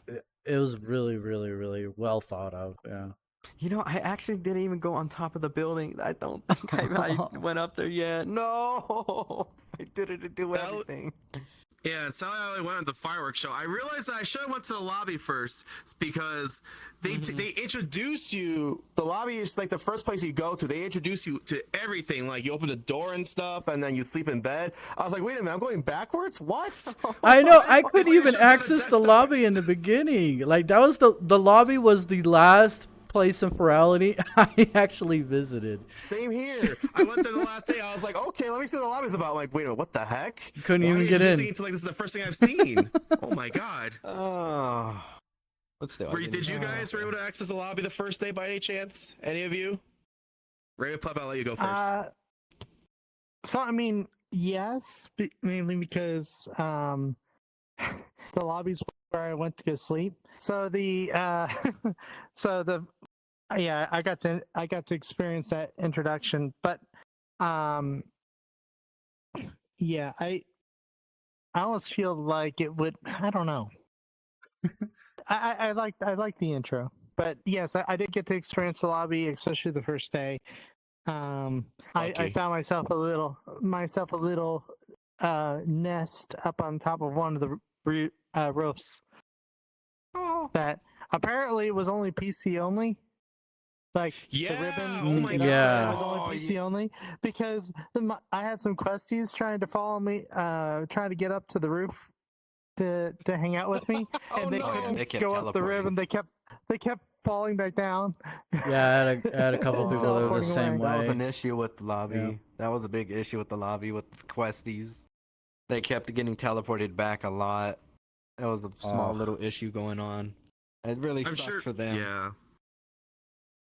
I'm sure. I think the only reason why they did that is because optimization. And again, I mean, I don't know how. I mean, now that you're a world creator, what is the limit exactly for quest worlds? When it comes to an Is there a limit? instance, yeah, it can't go over 100 megabytes. Yeah. So, and if you guys can tell, when it came to every single one of them, they were between like 180 something to 300 to 400 megabytes per instance. And Oh my I think to gosh. be able to cut a lot of that out, they had to basically remove some of the buildings, which honestly, if that And was ever the compress. case, they should have at least taken out like the bigger things, like if you believe it or not, when it comes to the skyboxes do take up quite a bit of do. texture memory, and they should have just like kind of like threw in like a smaller resolution of a skybox just so they can actually keep that building there. Well, and then they also had like blanket that was beyond the buildings for questies. They could have cut out that blanket. They could have cut out a lot of the Um, little accessories and decorations too, to be quite honest. Yeah. I'm sure they must have done again some compressing and stuff just to make sure that, because questies, and not just questies, but Android users with headsets and all that, they don't have able access to a PC, and they always recommend PC VR, but not everyone is able to afford it. Exactly. And so it's just very important for Furality. To them, it's very important that everyone's able to participate, which they have done a great job, I would say. Even though there were some things missing, they were able to do most of the stuff that we were able to do. Exactly. Oh yeah. All right, let me see. One Go on. telling thing from Furality, by the way, was one of the videos I saw. I think it was during the actual like opening ceremonies. Was talking about avatars, and they're like, we hope you optimize your avatar. And I'm going, Bullshit. and I just pulled up my big menu so I could see everyone's avatar rating. I'm like, poor, very poor, very poor. Oh, hey, look, there's one over there. That's good. Okay, poor. Oh my god. So yeah, that's like one of the biggest struggles that one of the biggest challenges I wanted was I want to be at least poor level for my avatar, because I wanted to make sure, I could have more outfits, I could have more stuff, but because this is Furality, I want to make sure that it's as optimized as possible these instances, because most of them are very poor and they want to see everything in VRChat, because you want to treat it like a convention, like a traditional convention where you see everyone instead of enabling people. But if you can't do that, you gotta cut some corners, but you still get the experience. I decided to go with stripping out everything but this outfit. I don't even have a glow stick. I could have put a glow stick, but Well, you see, that's a big decided- problem with me is that when it comes to like setting up things for Furality, like the outfits and everything, like I have a really bad habit of just creating an avatar for a specific event, and I'll never use it ever again. And so, like somebody like me, where I have over 70 custom avatars, and some of them, not most of them, some of them are like duplicates, triplicates, quadruplicates of different things. And if I were to make one specifically for Furality for this avatar, it would be my sixth copy of this. So I'm like, I'm not doing that. I'm just gonna go all out. Screw it. yeah, See, and this avatar's got more I do the improvements, same too. thing though, because especially with the Spirit Volley, we have a lot of toggles already, and so the one thing I do for every convention or every big event that I go to that I'm putting something special on, I clone my project file, strip everything off, put the event stuff on.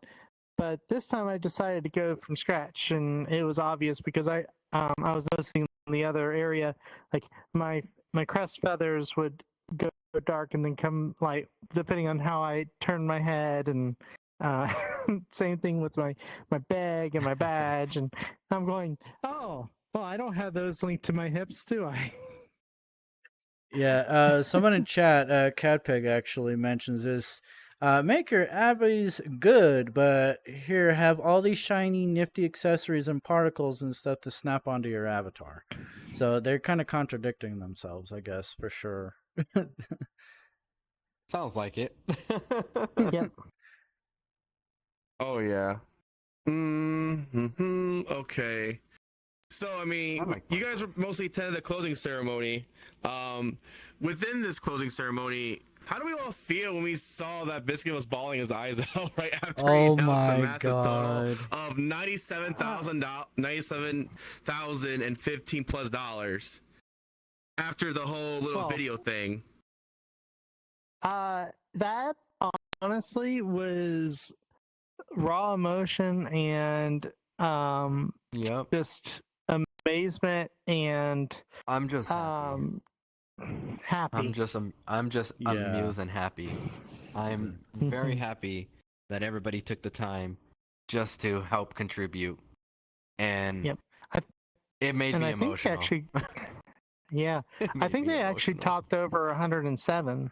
Yeah, it was Yes, yes, they 107,000 in total after Yep. that. Right Yep. after that video played too, people started doing it again. Yep. Congrats. Yeah, Yeah, and it was that's just crazy awesome. too. It was awesome, but it was also like unexpected. Especially, I think Yeah. they did the charity auction too. So they basically, That's I what- think, Brought it over the top. Yeah. yeah, when Big they time racked up over. those two things together, and that turned out to be like around $708,000 plus. Yeah, and I'm not Uh, complaining about the results of the charity auction. I'll be honest, I had looked and I was thinking about bidding on stuff, but by the time I would go to look to bid, it would be like 800,000.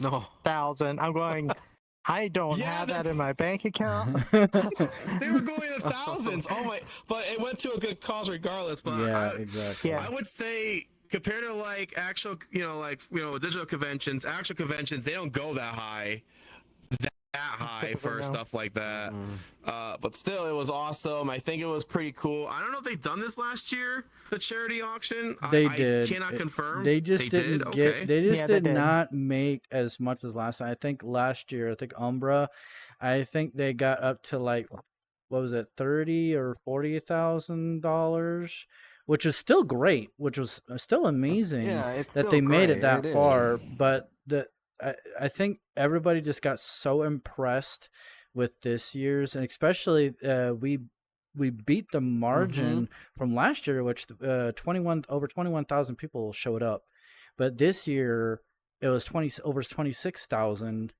which Yes, it was. goes to show that they're doing something right every year that is bringing in more and more and more people, which allows keep up people the to work. want to donate more when it comes to pulling up funds for very needy individuals.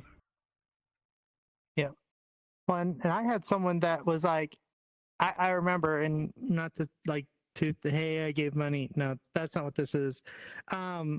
It was there was someone in I think it was Australia or another country, and they were like, I'm going to do this much, and I think it was like $100, and it was misinterpreted on currency from being Australian dollars to US dollars, and I guess it's actually like 170 Australian and versus like the 100. And I'm like 100 USD. and they were upset because they were like, I can't get this, and I'm going, it's fine, I'll get it.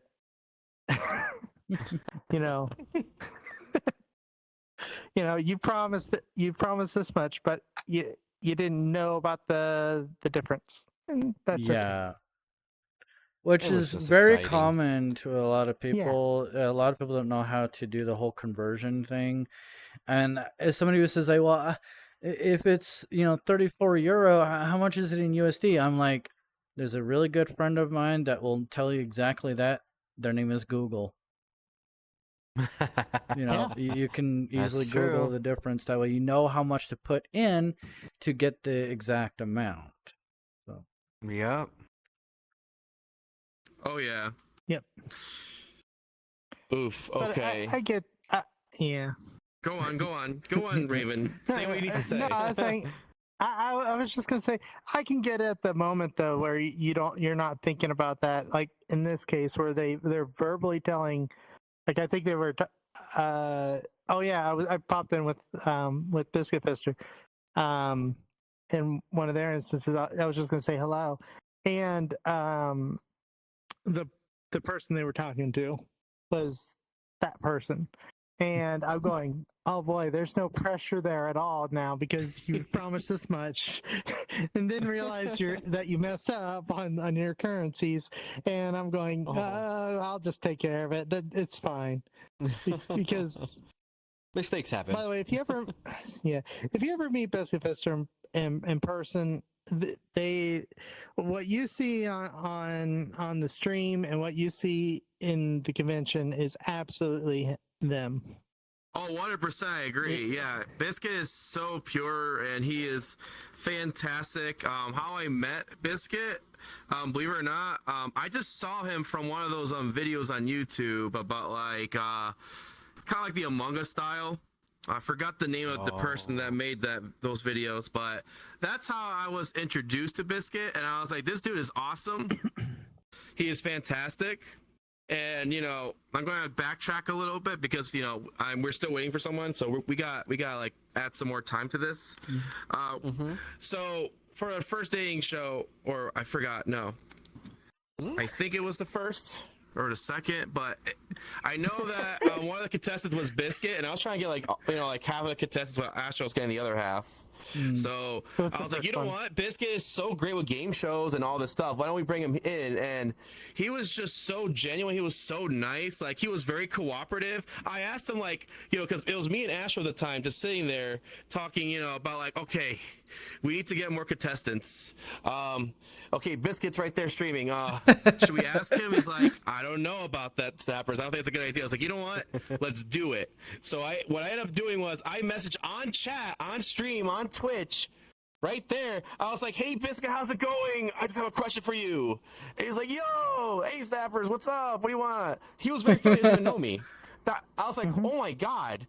And he basically, I asked him, like, like, hey, everything good? He's like, yeah. I was like, I have a quick question, like, in a situation. If you were asked to participate in a dating show, would you participate? His response was abso-freaking-lutely, except there was no frick.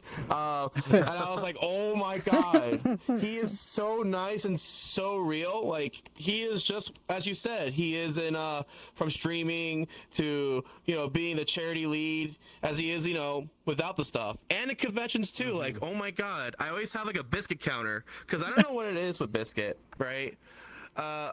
Every time I go to a convention like FWA, MFF, Anthrocon, it seems like fate keeps having us come together for those bigger conventions. So I was like, what? Wow, this is like the 5th time. I can agree with that because I've actually ran into a couple of people that I've actually been wanting to meet for a good while, but never had the opportunity to. The first one, when we went into the streamer meetup, like the very first on opening, I ended up running into Snowy VR, and I've known this bean for a good ever since I started streaming. I heard of Snowy VR, and everyone was talking about them. I watched them on YouTube, all that good jazz, and I've never met them. I've always wanted to meet them, and I ended up running into them because I ended up joining up on Flare, which is a good friend of mine, and there was Snowy and Flare just conversing like they've just been friends for fucking ever. I'm like, okay, try not to fanboy this, try not to fanboy this, try not to fanboy this. And I'd be like, hi, Snowy, I've always wanted to meet you. How are you? And they're like, oh, Niilit, hi. And I'm like, they fucking know me? just the same as you with them. And I'm like, yeah, hi. And it's like, oh my god, I watch your streams. Like whenever I have something going on, I just pull up your stream, and as I'm working on stuff, I'm like, Singing right down on the ground. I get I'm it. like, Niilit, I'm like, oh fuck, I- okay. I think that happens to all of us, right? Like it really Oh, yeah. does. It happens to all of us because I'll admit, when I was first starting streaming, the streamer I watched because I wanted to watch other volleys Right. was them. and now we're friends. Yeah. Yeah. And Massy. And now we're friends. And I have a couple other streamer friends that are like that, where I'm like, I only knew them from streaming, and now I know them as actual friends. Exactly. It's Um, great how that works, right? One way how it works. Yeah. Definitely, I love that. Oh yeah. Yeah. Well, And then the other day during the meetup, I had someone shyly approach me because they're like, "Hey, I watch Aw. you on Twitch," and I'm going, "Oh." Bro, I And know that's the like feeling on that. yeah. Best feeling, I'm telling you. That is like the best feeling. And I think it was know. after my first year of streaming, like I was barely, and mind you, I had to start over. This is actually my second account because my first one got hacked and destroyed. Everything was gone. Oh no. oh no. And so I ended up starting over, and after my first year, somebody in chat, I didn't know them. This is the first time they were ever talking on chat. They're like, "Hey, is there any way I can join you? Cause I just wanna hug." And I'm like, "Oh, well, of course you can." They friended me. I brought them in.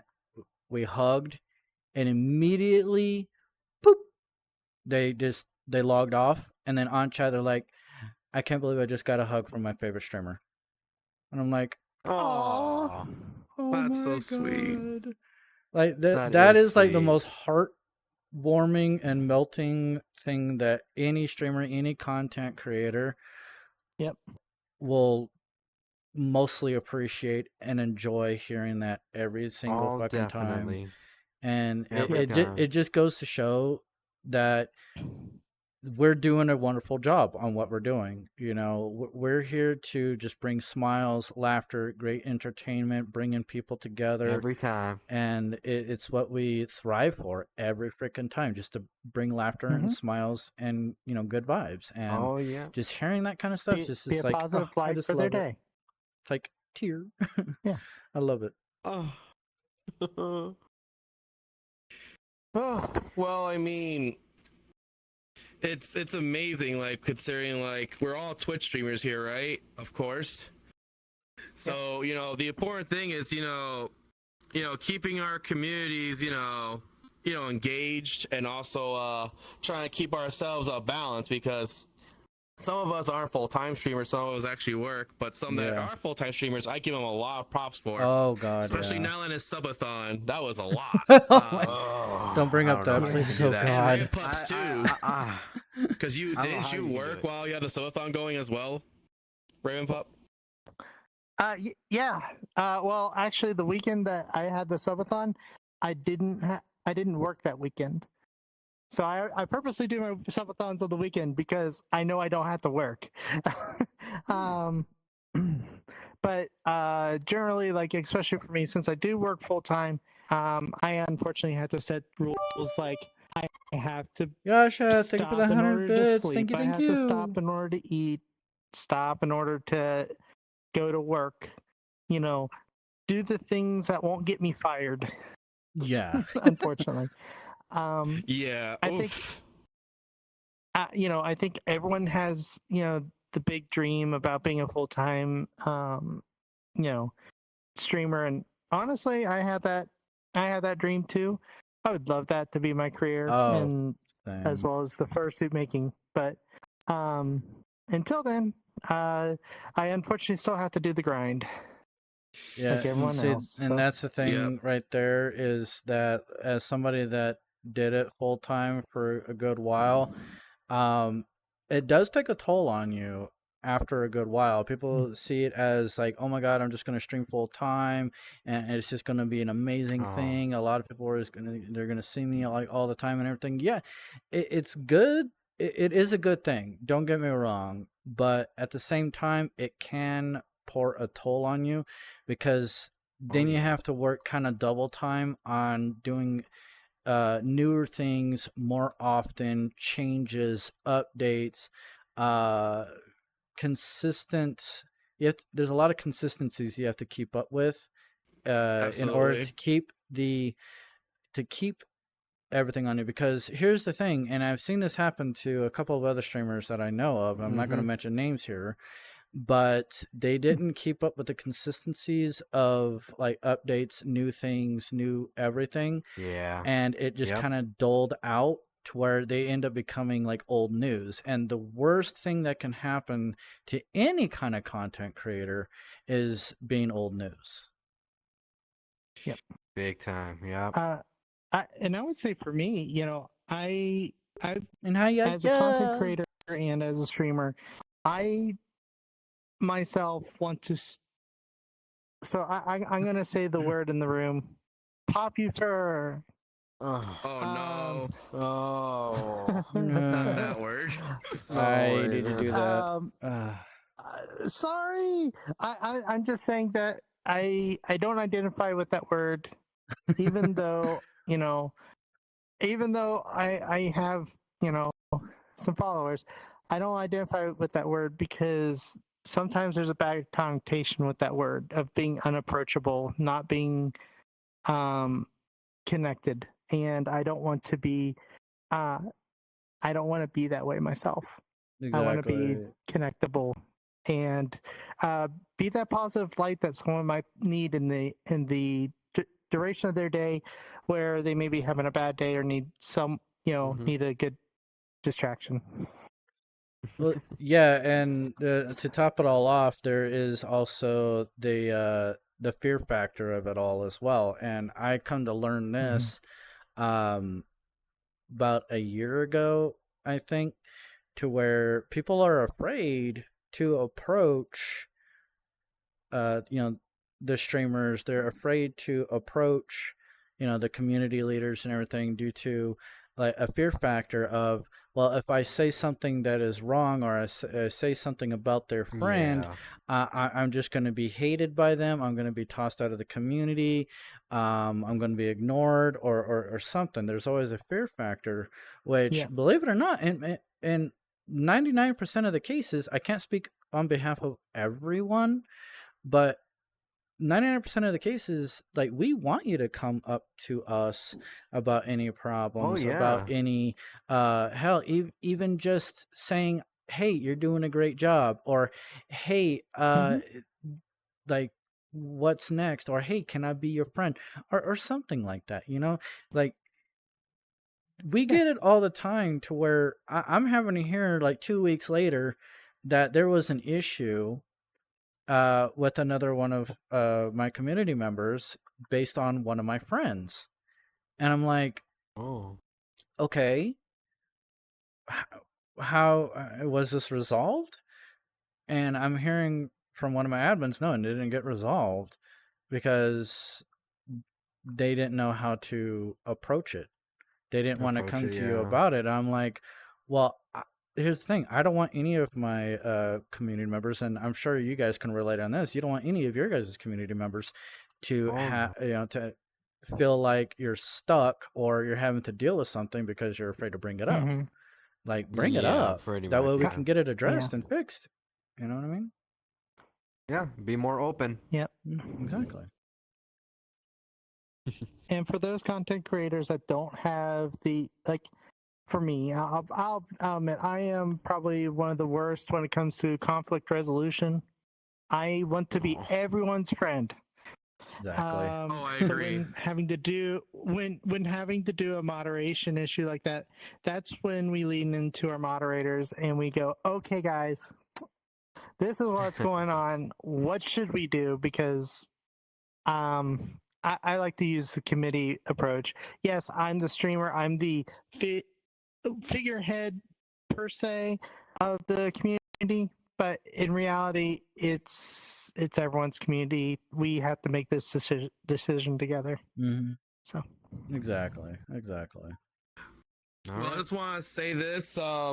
Thank you guys, RavenPup and Massy, for taking the time to come over here. Before you guys go, what is the best way to watch you guys on? Is it YouTube or Twitch? Put your plugs in. You go first, Raven. Okay. Best way to find me is on Twitch TV. It's twitch.tv/Raven_pup. And but yeah. Let's get a shout out for them. One of my mods, please. Let's give them Yeah, a shout for out. real. Yeah. Massy as definitely. well.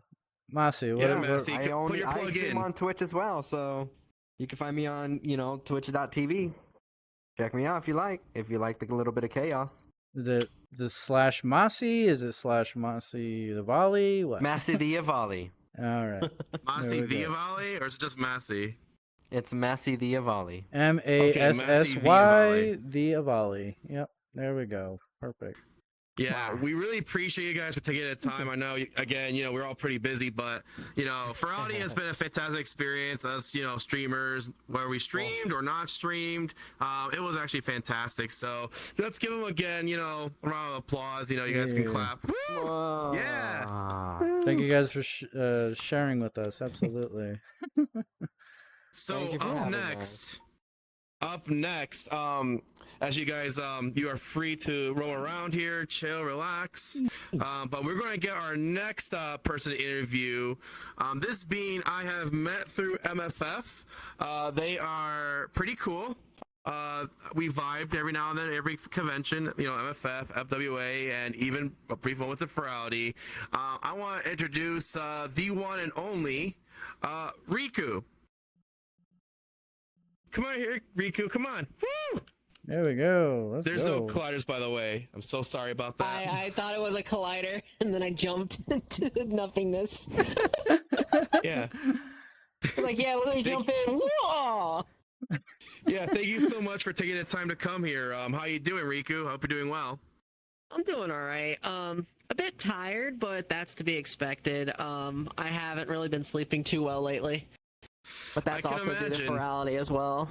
Yeah, especially when the extra day of Furality came in. I was supposed to yesterday do all these questions, but now I can vouch for me. I had to pull an all-nighter to write all these questions that I'm going to ask you guys, so that we make sure we have a proper, organized show.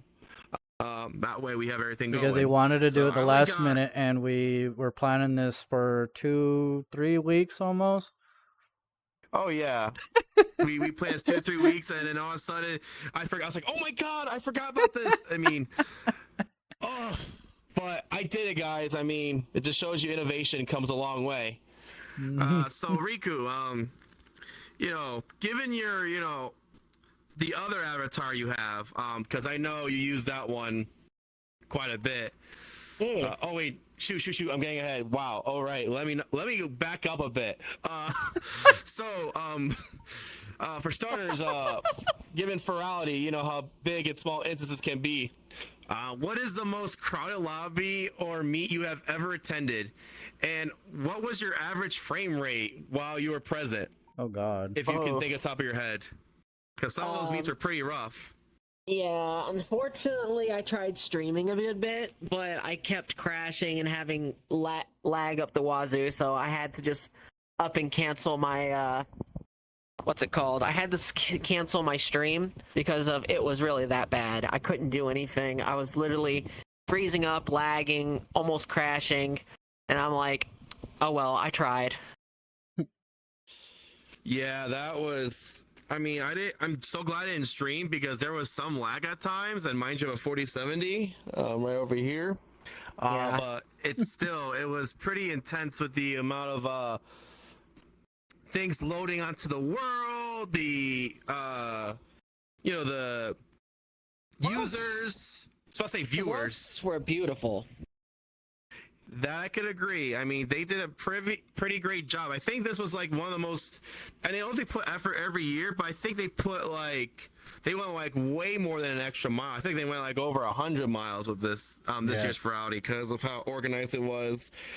Even the fireworks show, like I said, it felt like I was in Disney, just like how it was like going like in Orlando. They do the fireworks show like that with the castle.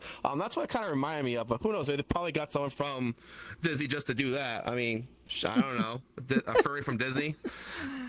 Yeah, they had Robin Hood come in and do it all. Yeah. Okay. Yeah. Yeah, Robin Hood. So you mentioned about not being able to stream this year as you wanted. Did you still have a great experience despite that you were able to stream Furality? Like, did you think it was a lot better, or did you think streaming Furality would have hit the landmark for you? Well, for me, it was because of I was hoping to stream because it was my affiliate anniversary. That's 3 years on the right. Oh platform. my god! Oh, congratulations! Happy 3 years.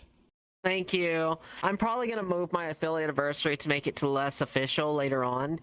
I just need to plan out something better. I just had so many fucking issues. Like it's funny because last year around my birthday, I had like this huge birthday stream set up, and right when I'm about to play Mario Party with a group of friends, power goes out. Oh no! What happened is a squirrel climbed into a transformer and blew the fucking fuse. So my whole neighborhood was out of my whole neighborhood was without power. Oh damn those Unfortunately, squirrels. it seems that every time it comes to events, I've been having bad luck. It's just like it's weird. Oh my god. I can relate. I can totally relate. It seems like every time I try to do a subathon, except for the not last subathon, but the subathon before that, which went very well. Every subathon I had before that, or any kind of like event that I would stream, like something was going wrong. I'd get lag outs, I'd get crashes, I'd get like a power outage, something. Like, so I could totally agree with that. It's a content creator's worst nightmare every time. Yeah, I have to get like new parts for my PC. Like my PC's running on. I got this PC back in 2018. So back when, it's back when COVID first started. So I literally need to buy new parts, get it upgraded, and all this other such. Because I'm starting to notice that it's not keeping up with how I want to stream now. It's been lagging behind, so I've been having to move from PC streaming to console streaming. So I'm having to, use my capture card to capture games on consoles over on my my PC, sadly. Oh. Have you tried cleaning your PC to make sure that all the components are intact and stuff? Because that would actually really give you a significant impact of your streaming experience, including putting in the heat paste and stuff. I'll have to take a gander, because right now I just don't have the funds to be able to get heat paste or anything like that. Well, some people always recommend like priority sets too. Yeah. But just cleaning the PC alone, you don't need to get the heat thing, but that's like a recommendation. I would say for sure, definitely, obviously, Admiral unplug. Morgborg The first is thing you now do before you following. clean the PC is make sure that the Unplug power it. supply switch is off. Admiral, thank you for the follow. Thank Unplug you. Turn the switch off. Listen, And then you do I've stuff. made my mistake. I fucked up once before. I pulled my a RAM God. stick out of a PC while it was still on and fucking fried the motherboard. Admiral Morgborg rated my my God. stream with Oh 10 my Was it one of those God. RPG RAM sticks? Admiral, thank you for the No, raid it's 10. fantastic. Thank you. Welcome to the What was show. happening is my PC was acting weird, and it kept fucking making me frustrated. So out of frustration, I pulled the RAM stick out while the PC was still on, and it fucked up the whole Oh PC. my god, no. That's Yeah, terrible. I made. Oh, my I've brain. made my mistakes. Thing is that you make mistakes, you grow from them. Yeah. I'm never doing that again. But hey, that happened like with my first PC I ever got, which was technically 6 years before I got this one. I think the biggest mistake I had when it comes to changing out the parts on any of my stuff is the old way on how things were when like the old heat sinks where I had that little latch and it compresses the CPU into the board. Nowadays it's just like drill, but back in the day you just like plop the latch. I'd pop the latch, and normally if everything was set right, you could just take the heat sink off of the CPU. Well, I let the damn thing cool for way too long to where it kind of like glued itself onto the CPU. So when I was taking the heatsink off, it wouldn't budge. And then so I ended up yanking it, and the CPU stuck to the heatsink, and all the pins were still in the board. Oh no! I'm like, That's no. terrible. I'm glad I'm not the only one that's had technical difficulties by manual error. Oh my god. Luckily, I was due I'm for an glad upgrade anyway. Yeah, like I eventually plan on buying a new PC to, like, what I'm probably gonna end up doing is splitting up my PC to where one's for streaming, one's for recording. Try to get two PCs for that. You're gonna do dual PCs. Well, there you go. That's a very good setup to have, considering, especially like with VTubing and stuff, you could use one for just your streaming and the other one for just for gaming. So it's very recommended for that, and it's a little more resourceful, more power, but it's kind of worth it if you want to give, because you are a streamer too, obviously, and you want to make sure you want to give the best quality content as much as possible. Riku, thank you for the follow. Thank you. Welcome to the show. Technical difficulties like we've experienced, as you guys can tell. Yeah. Yeah. Hey, accidents happen. Shit happens. I'll get it sorted out as time goes on. Once I get back to work, I'll be able to start bringing in more funds. Because not only do I stream, I also work a job right now. Right now, it's part-time work. So I'm not making as much as I normally do. It's because of summer jobs, so there's not many hours to give. So I only get like 3 days a week to work, and then they have me off. Like, I work Monday, off Tuesday, work Wednesday, off Thursday, work Friday, off Saturday, Sunday. That's my schedule right now. It's not really that great. A sporadic but, hey, schedule, it's yeah. hours. Same where I work at a hospital as housekeeping, and they're understaffed certain days. They have more than enough people on other days, and it keeps flipping back like every freaking week. So every week it's a totally different schedule, so I know the pain. Yeah, I'm trying my best. That's life. I know that I need to get back into streaming more often. For me, it's just like, I know I've been stagnating a little bit because of too many technical issues. So that's why I haven't really been streaming. Unfortunately, I'd love to stream more, but I'm having so many technical issues lately to where I've been having to figure out all this other stuff, and also being demotivated. I recently got news to where it's like, if you're demotivated, hit the go live button. You don't have to have like something planned. Just hit go live and go for it. Yeah. I saw the panel for VFur.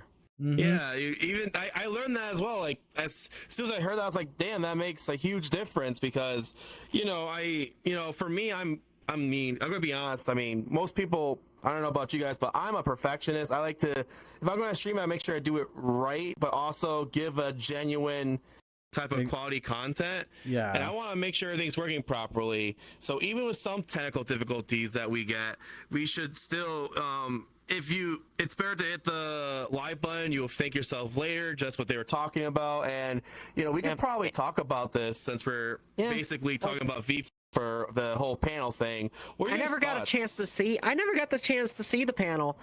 I had so much stuff going on at the time.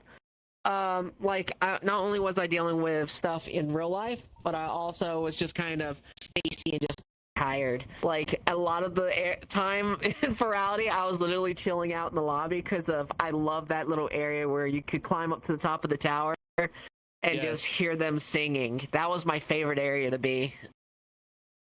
Yeah, I mean, the theme is definitely dream, or in this case for me, it's sleep. So, I mean, don't fall asleep. I mean, oh my god. So, that's my whole aesthetic. My whole stream aesthetic is dreams. So, dreamscape. So Yeah. when they introduced that, I kind of was excited because it's like, oh fuck, it's me. I had people fucking messaging me like saying, Riku, it's you. And I'm like, yeah, it's my theme, and I didn't even plan for this. Yeah, my and chat's going everyone- crazy right now because they're like, "Oh my god, it's Riku! It's Riku! Oh my god, I love watching that bean! Oh my god, it's Riku!" I'm like, "This is the first time I'm meeting this bean. Like, what the?"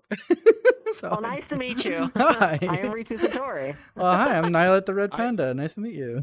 Nice to Yeah, meet I you. met Riku Love your from avatar. MFF, Oh, thank you. so it was nice. Yeah, it was nice meeting you at MFF as well as seeing you, I think, at FWA as well. FWA, yes, exactly. We met at FWA, and I think I try to meet everyone as much as I can, but I know you were a little tired, but it was still good to see you I regardless. was so. I don't know what it was. I was just so exhausted. I think it was just the fact of, this year was kind of a bit different for me, so I was just more exhausted and just relaxing a lot. Because I had come off of working nonstop for the last couple weeks, so I went to FWA dead tired, like very tired. So I didn't really get much energy. Oh We my have God, somebody. we Another haven't one's questions yet. and another one saying I'm is like sorry. they're like No. it's Riku and Squirrely. I don't know if it's a good idea for Riku to have you on chat right now because I don't think they're a big fan of squirrels right now because of what happened to their transformer outside. Oh my Okay. God. A friend of mine I always pick at is like, whenever I see her, I'm like, "Fuck you! You're the reason why that everything." And it's like, "Bah, it wasn't me. It was a rogue agent." And I'm like, "That's what they all say." That's what they all 'Cause they were- say. Yeah. So it's like in good fun. It's just like good jokes. Yeah. That's all. So before I think first I want to make sure like we get the other contestant here so that way they're sitting next to each other side by side. If that's okay. Pippin, come over here, buddy. Oh, they're still talking. Okay, I'll leave them be. I'll give them a couple minutes. So I'll give you this next question though while we're waiting. So I don't think they can. Also, when I was over there, I couldn't hear y'all talking because it's a deaf zone. That's why. It's a deaf zone. Oh no, I gotta put chat then. All right, so while I'm like writing in, so I know that your avatar that we talked about this before Furality started. Your original avatar outfits are Let me go similar get to them. Furality Sonma's theme. That's fine. Yeah, Similar sounds to sick. Furality Sonma's theme. Hey Ben, you're Am being I called. on? I've been watching. Yeah, you're being called up. Since hello. Oh, Where did I they was go? changing. Oh, okay. I'm like. I'm so Yeah, sorry. I because didn't it see basically fits the theme, man. You already got the stuff going, so I'm like really impressed. Would you keep some of those accessories? I mean, what would you do? Yeah, I'll probably end up keeping they some of match the up. accessories. Like I have two versions of the avatar. Let me see. This is my main Yeah, outfit. have a seat. Yeah, have a Thank seat, you. Pippin. I'll introduce you in a second. Hi. Let me fix my height a little bit. Go That's on, better. Riku. Keep going. My brain died. It happens. Oh, that But, happens. yeah, this Error is my main 4-4. out. Yeah, this is my main outfit that I got for. But this was actually planned way before Furality, so this isn't my Furality outfit. Oh my God, that's my what I was main. talking This about, Niilit. this is was my nice. dreamscape outfit. Like for whenever I was like, I have my own little dreamscape I vibe in. This was my dreamscape outfit. I'll stand up a little bit so you can see a bit better. Oh, that is fantastic. I love that. Yep. So my avatar maker did another outfit for me for Furality, which honestly looks stunning. It has like the wings and everything, like sleeves that look like little wings, like an owl. Oh wow. So it's more That like a is kimono amazing. style, which honestly I enjoyed it. It was pretty nice. Yeah, I'd say. I mean, I just really am impressed, like how this really incorporates of your avatar so well with the theme. And it's like you didn't have to do much, but you got a Furality version of this avatar, right? Or you just stuck Yep. with Wow. I do okay. have a Furality version, which is this one. Sorry changing of avatars. Oh okay. my god, that is cute. Small because I sometimes like going small. Wow. Oh my Okay, this is god. my first seeing the outfit actually, because Oh my god, I it's that think I legendary was a little bit overstimmed. Pokemon from the Yeah. Alolan region. That is amazing. Yep, I borrowed their wings for the con. I figured I it was love nice that. to swap it up.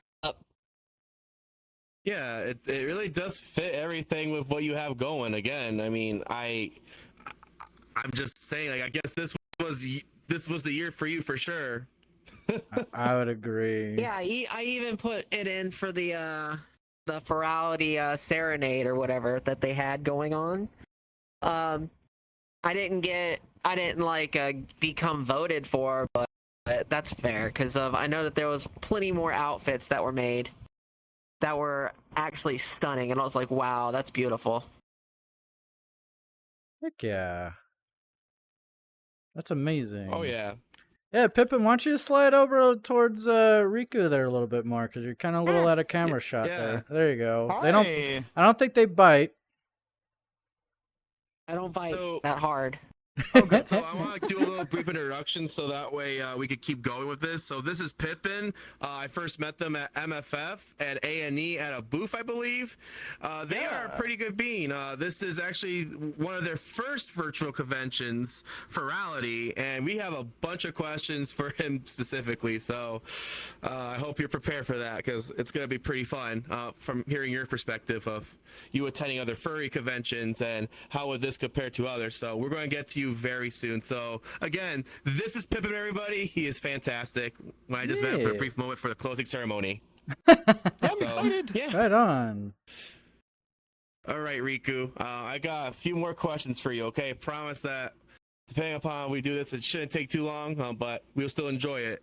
Okay. How we answer these. So, from your personal experience at Furality, what is the most memorable event that happened during it all? For me, it was getting to see a lot of my friends. One of them was going to the bunny meet and switching to my small chibi because of it's clonable. I made it clonable, and so I changed to my little chibi, and it was literally like clone me, and literally we were just running around, hopping around, people going Kupo, Kupo, Kupo, Kupo, Kupo, Kupo. Like being little gremlins. I fucking love my little gremlin model, so just running around doing that, that's one of my favorite moments of the entire con, was just silly vibes and everything. Yee.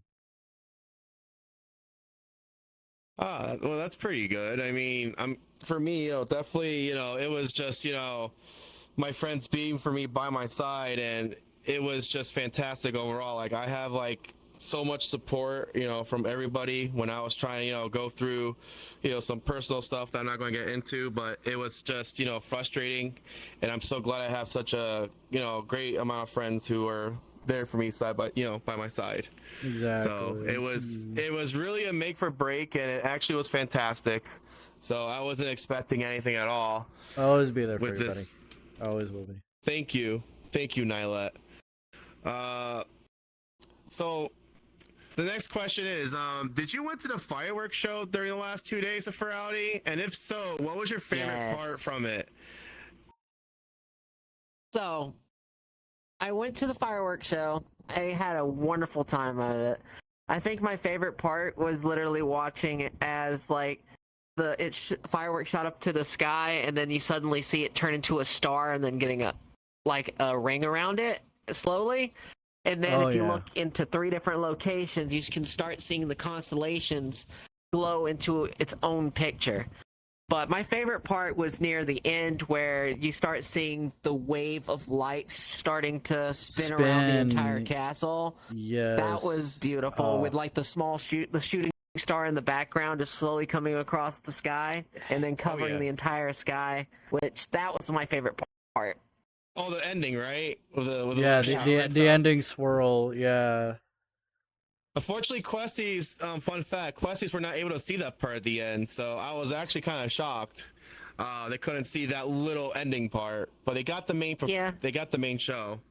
I think it broke it at certain times because it would be like at times it would stop as like welcome to the Furality fireworks show and then cut off and just gone. Oh Yeah, no, the ending would that just doesn't sound good. the ending. It would just like the swirling. It would just abruptly stop, and that was it. And I'm like, well, There has to be more. yeah. I was just sitting there, just waiting. No, there's no more. That's it. Okay, well, yay, that's awesome.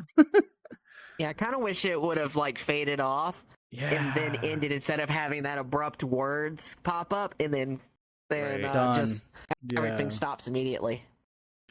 So Niilit, I'm gonna need you to do me a favor because for some reason VRChat's glitching again because I cannot hear Pippin at all for some reason. It decided to go to shield mode and mute him. I don't know why. I wasn't. I So I'm wasn't gonna talking. respond. They weren't- but in they the weren't- meantime, They weren't talking. They weren't talking. They weren't talking No. at all. Oh, Yeah, okay. I didn't want to interrupt. I didn't think I thought was that was on gonna be the yet. same glitch. Do you like we hear had them? before. Do you hear them talking now? Like, I hear. Say I'm some- talking I put now. their microphone on. I can't hear them. Yeah, Okay. this is VRChat. All right. Uh-oh. Now, feel free to ask a question. I'm gonna have to respond for a minute. Okay. To Riku. Oh, okay, I'll host for yeah, that's fine. Technical difficulties. Wow, wow, wow, wow, wow, you wow, can't have a wow, stream wow. without being scuffed. So still, Yeah, that's on my end though. Yep. So I was like playing the Monty Python theme, you know, when it's like the technical difficulties sound.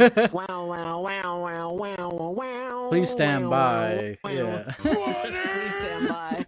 Fucking love Monty Python. But I might as well go ahead and throw a question out there for Pippin. So Pippin, this is your first Furality ever. So when you first heard about Furality and you know it was coming up, like, did you have like questions? Was there like a big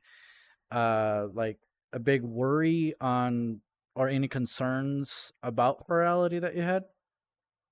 Yeah, so this actually wasn't my first Furality. I went to Umbra, I went to Aqua, and I also went to the music festival.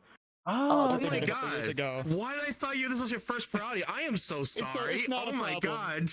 I got questions about this making your first Furality. Oh no! Well, we'll still ask him okay. anyway. We'll wing We'll it. still Fuck ask him it. anyway. We'll wing it. I mean, that's what we've been doing. This, at least for me, I always wing half of the stuff. I mean, streamer, you know, streamer game. Always wing it and see how it goes. So let me redo another Never let different them get question to you. then. Sure. When it comes to this Furality, what were your expectations versus your other Furalities? And both of you can answer this, but Phil could go first. I loved the world design of this one. I think they always like outdo themselves. I liked Umbra, but I thought it was very like the color palette for Umbra was very, very bright, and also kind of more static. Whereas this one, they really explored their deeper color palette options. And also, when you have a screen stapled to your face for 4 full days, it's really nice to not have like constant oranges and yellows all the time. Oh, So I think that the theming really helped with making it just a generally darker experience, but it also was really nice on like people's eyes. The one issue I ran into with that lighting though was it was very difficult to get good pictures. When we were in the meetup world, if I wanted to get somebody's picture, I'd be like, follow me, and I'd drag them over to a lamp so that I could actually like get a good picture with good lighting. Which I made it work, but definitely that was the I can biggest agree. immediate difference that I really had, was the color palette being awesome this year. Super good this year. Oh yeah, I can agree. I could agree with that yeah. one. Yeah, because it was very it was more relieving on the eyes, definitely. But yeah, because honestly, you go in like Umbra. I don't remember which one it was, but you go in there, it is so fucking bright, and I'm like, I'm having to like turn down my brightness and find my way like to the little undergrounds, like the under caves and everything, and then turn the brightness back up because like, oh my god, that was just I couldn't handle that at all. But and yeah, you're right. Taking pictures this year was very difficult. But I understand like the whole theme of it all, but they should at least have it to where we can actually dial it up a little bit when it comes to the brightness. Because That would've been really nice. It was pretty hard this time around. Yeah, I could agree. Sorry, I spaced out for a second. Oh, I mean, You good? whew. Yeah, I'm good. I just had to take a breather. So as you guys know, in the closing ceremony, Pippin, what was your biggest reaction when you found out there were over 26,405 attendees for Furality this year? That number blew me away. First off, 3,000 more than Umbra was crazy. Huge increases. It really shows that, like, you know, the VRChat community, the furry community on VRChat continues to grow. I have a lot of, like, on that Sunday earlier, I met with a friend for dinner, and I was explaining, like, oh, I've been in VR, so it's really nice to kind of get out. And they're like, oh, VRChat, that game is dying. And I'm like, No, that's not. that's not been my experience. What? I've met, like, dying. I've met so many cool people. The numbers are huge. I've always loved getting to hear, like, the API requests and everything, and it's always fun. I think the biggest highlight was, though, the $100,000 for charity. Yes, I agree with you. I go to a lot of conventions, and hosting a charity, like charity donations and charity auctions, is super common. And it's really cool, and it always makes me so, like, happy to be a part of the community, because I look at it and I'm like, we did this, we accomplished this, like, this good thing, and it's so cool to see, like, the good that, you know, furries do in the world. I think it's awesome. Yeah, I can agree. I could totally agree. Heck yeah. I mean, I do. Furries are definitely awesome. I mean, the things that they do, I mean, it's insane. I mean, with the amount of support they were giving this year, I think if Furality was considered, if they didn't count as it being an online convention, I think that would probably be one of the biggest charity things that they have, you know, that as a furry community as a whole that has ever been done. Over 100K. That I know of. If someone can prove me wrong, please let me know. But I mean, over $100,000, that is just insane. An average convention, as we all know, usually goes around between $10,000 to $30,000 to $50,000 on average, if it gets to that high point. But usually average around 30,000, and it's still nice. But I think it's because more so, you know, you have access to a card. You could just put money in, like you could put $5, $10, and then bam, you know, you're giving support to, you know, ease of pay. Like maybe that's what they should do for some other conventions. But that's just me. That way, you know, there'd be a little more, you know, donations to give out, because you know all these charities that they represent for most furry communities, or all of them, they do their research prior to like posting it in. Like I think, what was it? Was it Anthrocon last year? Save a Fox? I might be wrong. I forgot, to be honest. But I do remember hearing about that before. Not sure where that was from. But still, it was pretty awesome that they supported, not necessarily Save a Fox, but any charity that they get, because they do need the funding and help, and we want to provide that to them. Yeah, I think any charity that comes across, you know, furries, they're going to do very well, no matter what kind of convention, whether it's a virtual one or a physical one. They're always going to be doing very well, and that just needs to continue, honestly. And but the fact that they're saying that VRChat is dying, that it's growing even more and more and more. I don't know where they got those statistics, but it goes to show that, you know, Furality is a perfect example that it is growing significantly. Absolutely. It's growing massively, especially when considering that I think VRChat did I'm never sure like what happened with Umbra last year. I didn't know if I went to any of the panels, but I never saw VRChat representing in there. I feel like this year they actually came in and represented themselves, even though they weren't furries, and that's awesome, you know, because furry conventions, you don't have to necessarily be a furry. You can just go and attend just to explore what it's all about. You know, diversity is key. You know, we're very diverse. Just seeing the fact that oh no, I have a brain fart. Oh my god, what am I thinking? Well, let me give you an example. Oh, no, like actually, Snowy actually gifted a friend of mine, Zazzle. They gifted him a ticket to Furality. It was the second to the last day, and he's not a furry, but he, you know, he's friends with me, friends with some of my other friends, and you know, he's never really had the full experience of the furry content, videos, or anything like that, except for what was shared on the internet. So he came in. It was during the concert, and he had a blast. There was him, me, like 30 other people in the instance, and he was just having so much fun, just laughing at these videos, cheering on, just boogieing down with the music and everything. Like, he had a blast. So, and he was very, very amazed on how many participants were there, the amount of quality everything was, and the fact that we actually beat Disney Yes. with the charity by like double the amount, which was amazing. He was just amazed about everything. So, perfect example right there. Yeah, because if I'm not mistaken, from what I heard, I mean, this information there was inside, but like their extra goal was around 65,000. Yeah. Well, they definitely beat that goal for sure. By a fuckload, yeah. $108,000, I believe. That's insane. I mean, that it just goes to show you that whether you're in the furry community or whether you're just wanting to go to an event, it goes to show you that we come together and we just do our best to give support to for those in need. It's very important. Exactly. Now they could give the meals. They could give more HIV testing. The Center of Orlando, or the Orlando Center, I keep mixing that up for some reason. Don't know why. But they are able to provide a lot more, even food, to the families in need.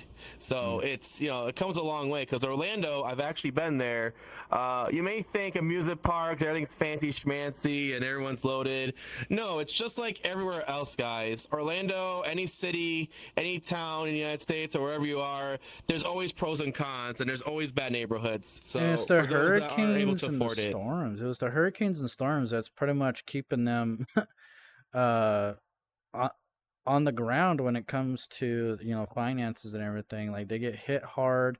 So many struggling families, so many struggling individuals.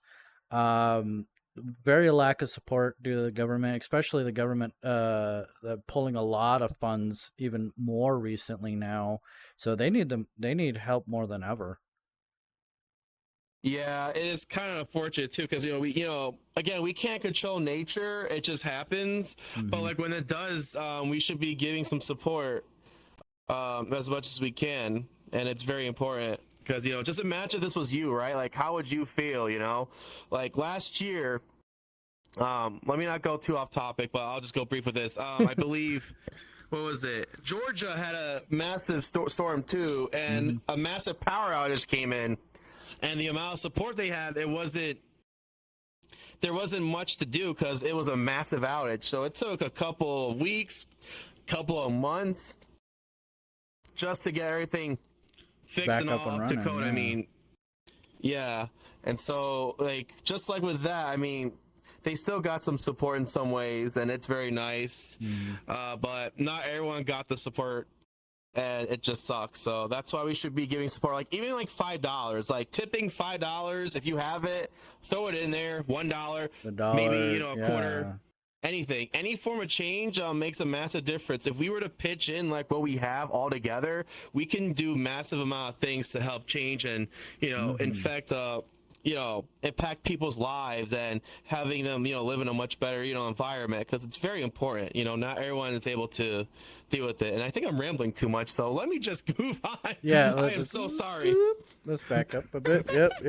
Yeah. Tap those brakes there, Snappy. Yeah. Back to Furality, people. But oh my God. to top it all off on that though, Beans, if just because the Furality's over doesn't mean that the charity has stopped. If you guys go to the Furality, they do have a link to the center if you want to donate.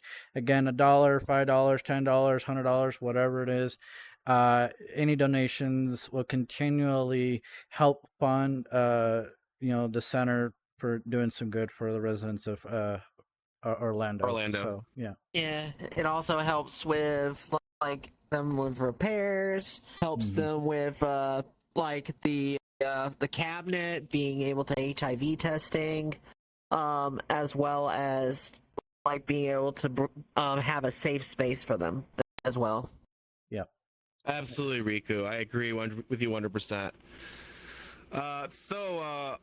I have one more question for you, Riku, actually. I know, right? We're finally getting there. Oh, no. Yeah, we're gonna. I mean, I feel so bad. I don't know, but I know you guys are busy, but I really appreciate you guys for taking the time to do this. Fine. I'm not busy. I'm just I was playing Legos earlier. So Lego. you're Oh my fine. god, I love Legos. Let me not get too carried away. You're gonna make my autism go crazy. Since you weren't able to stream Furality this year, are you gonna try to stream it again next year? If not, if I get it, why? Oh, I mean, continue. if so, why? If so, why? If not, you can explain. Yeah. Go on. I'm going to try again next year, but it really depends on the theming because I don't know what the theme is for this upcoming next year. Like, You're right. They never show the theme. I think they do that like a few months after. Yeah. yeah, it's because of when they did Furality Furality Luma, they literally at the ending ceremony gave the idea for their next Furality. But after that, they haven't done any of that. It's always been like, just wait and see.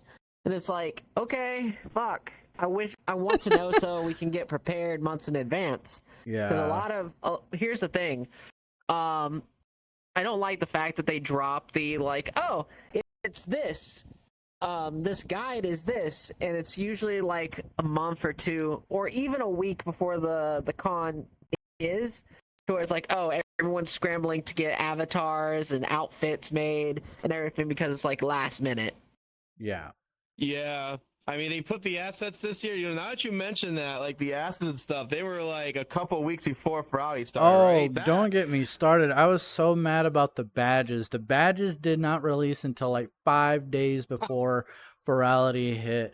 I'm like, I need time. I have commissions. I had like 4 people commission me. I was like, hey, can you add the badge? Can you add the badge? Can you add the badge? I'm like, they're not out yet. You're going to have to wait. I'm sorry.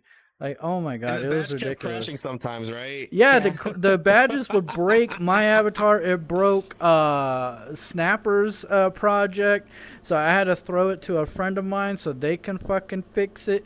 And then while I'm trying to get mine on, it did after. Yeah. It did after. I didn't even have time to get mine on. So I'm like, you know what? Fuck it. I'm good. Fuck it. Next year then. Yeah, I totally get just that. Insane. Yeah, and like the thing. Go on. I know the my outfit and avatar. My avatar creator, she literally worked on it nonstop. She was pumping out commissions left and right.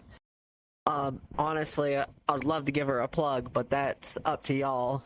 Honestly, Feel free. Yeah, that's fine. You are more than welcome to give a plug. Mm-hmm. Octohedgy's the one that did this model for me right here, and she was putting out avatar after avatar, doing a lot of Furality stuff for not just me, but for a bunch of people nonstop, like 5 to 4 days in a row, to where she injured her wrist because for the con. Oh, carpal tunnel. Oh no. Yep. She gave herself carpal tunnel and hurt her wrist, so she got a chance to vibe for the con, but her wrist was pretty fucked.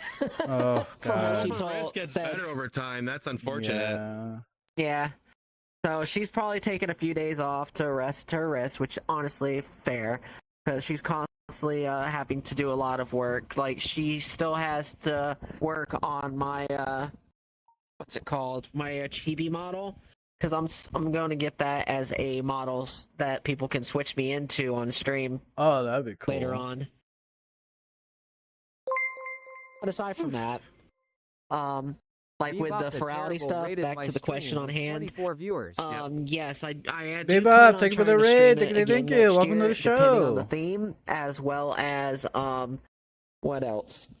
As well as if my PC can handle it, because I think I might need to upgrade before I do anything like that, because my PC is very old to where I honestly need to start updating the parts, because I've also found out that my PC is being bottlenecked by my CPU.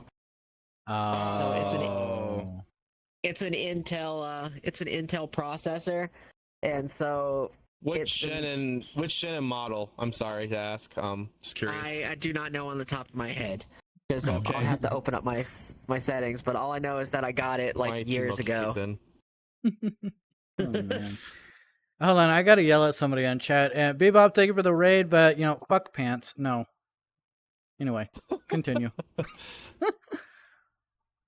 I guess we should wrap it up with the final question because we got another person to interview. This could go to both of you guys. We're going to start with Pippin and then Riku for this. This one's very big. During Furality, the API servers went down.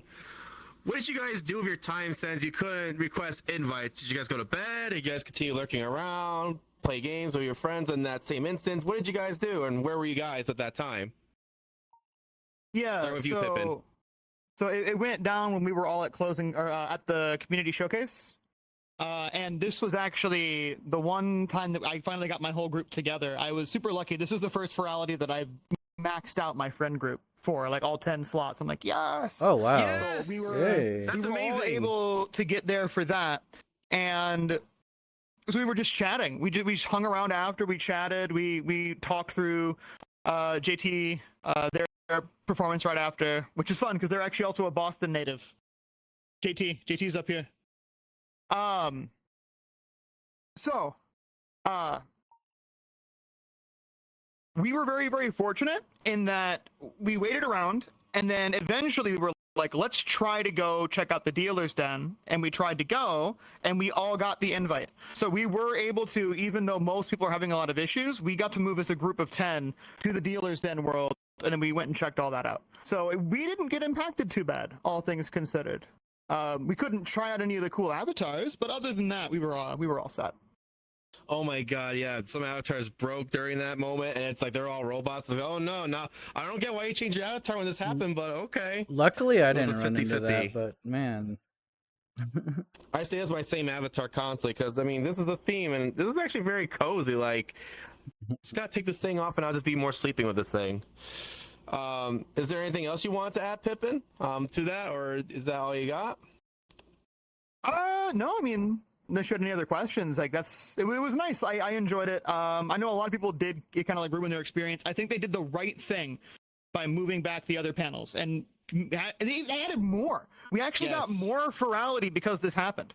Like stuff like the Umbra meetup and the Silva meetup. Those weren't on the schedule initially. Yeah, they added them. You're right, and they gave us another chance for the streamer meetup as well. They added the streamer meetup again. I was like, oh my god, they know us. Oh man. It also moved the IT Furs meetup to not 1 o'clock in the morning, so I was able to go to that, which was nice. Yes! Oh my god, same here. I was like, why would they put a 1? But It was I mean, I so understand late. Furality's for everyone, so it's not just for us in the US. Much like a computer, I also need to go to sleep, so. Yeah, exactly. Always shut off your device or put on sleep mode every now and then because you need to boot cycle your thing. Otherwise, it's just gonna, give you a blue screen of death like mine. But let me not talk too much because we gotta wrap up, and then you guys gotta do your plugins. How about you, Riku? What did you do when the API servers went down? Were you there for Furality still, or were you just sleeping? I was actually at Furality when the API servers went down. I was hanging out with a bunch of peeps, just vibing, and then they said, hey, don't leave the area, because if you leave, you're not going to be able to get back in, so we did. So I vibed. During that said period of time, JT was actually performing. So I was actually got a chance to just vibe out and listen to his performance. Did a wonderful job singing. Not gonna lie, but I do feel sorry for the other people that had the performances afterwards because they could, they couldn't get into Worlds to do the stuff, all that jazz because of technical difficulties, API down. Yeah, oh my god. So after a bit, I decided to go off and bounce on my own, and then it's like I'm gonna try. So I left. I had issues to where I couldn't get back into VRChat.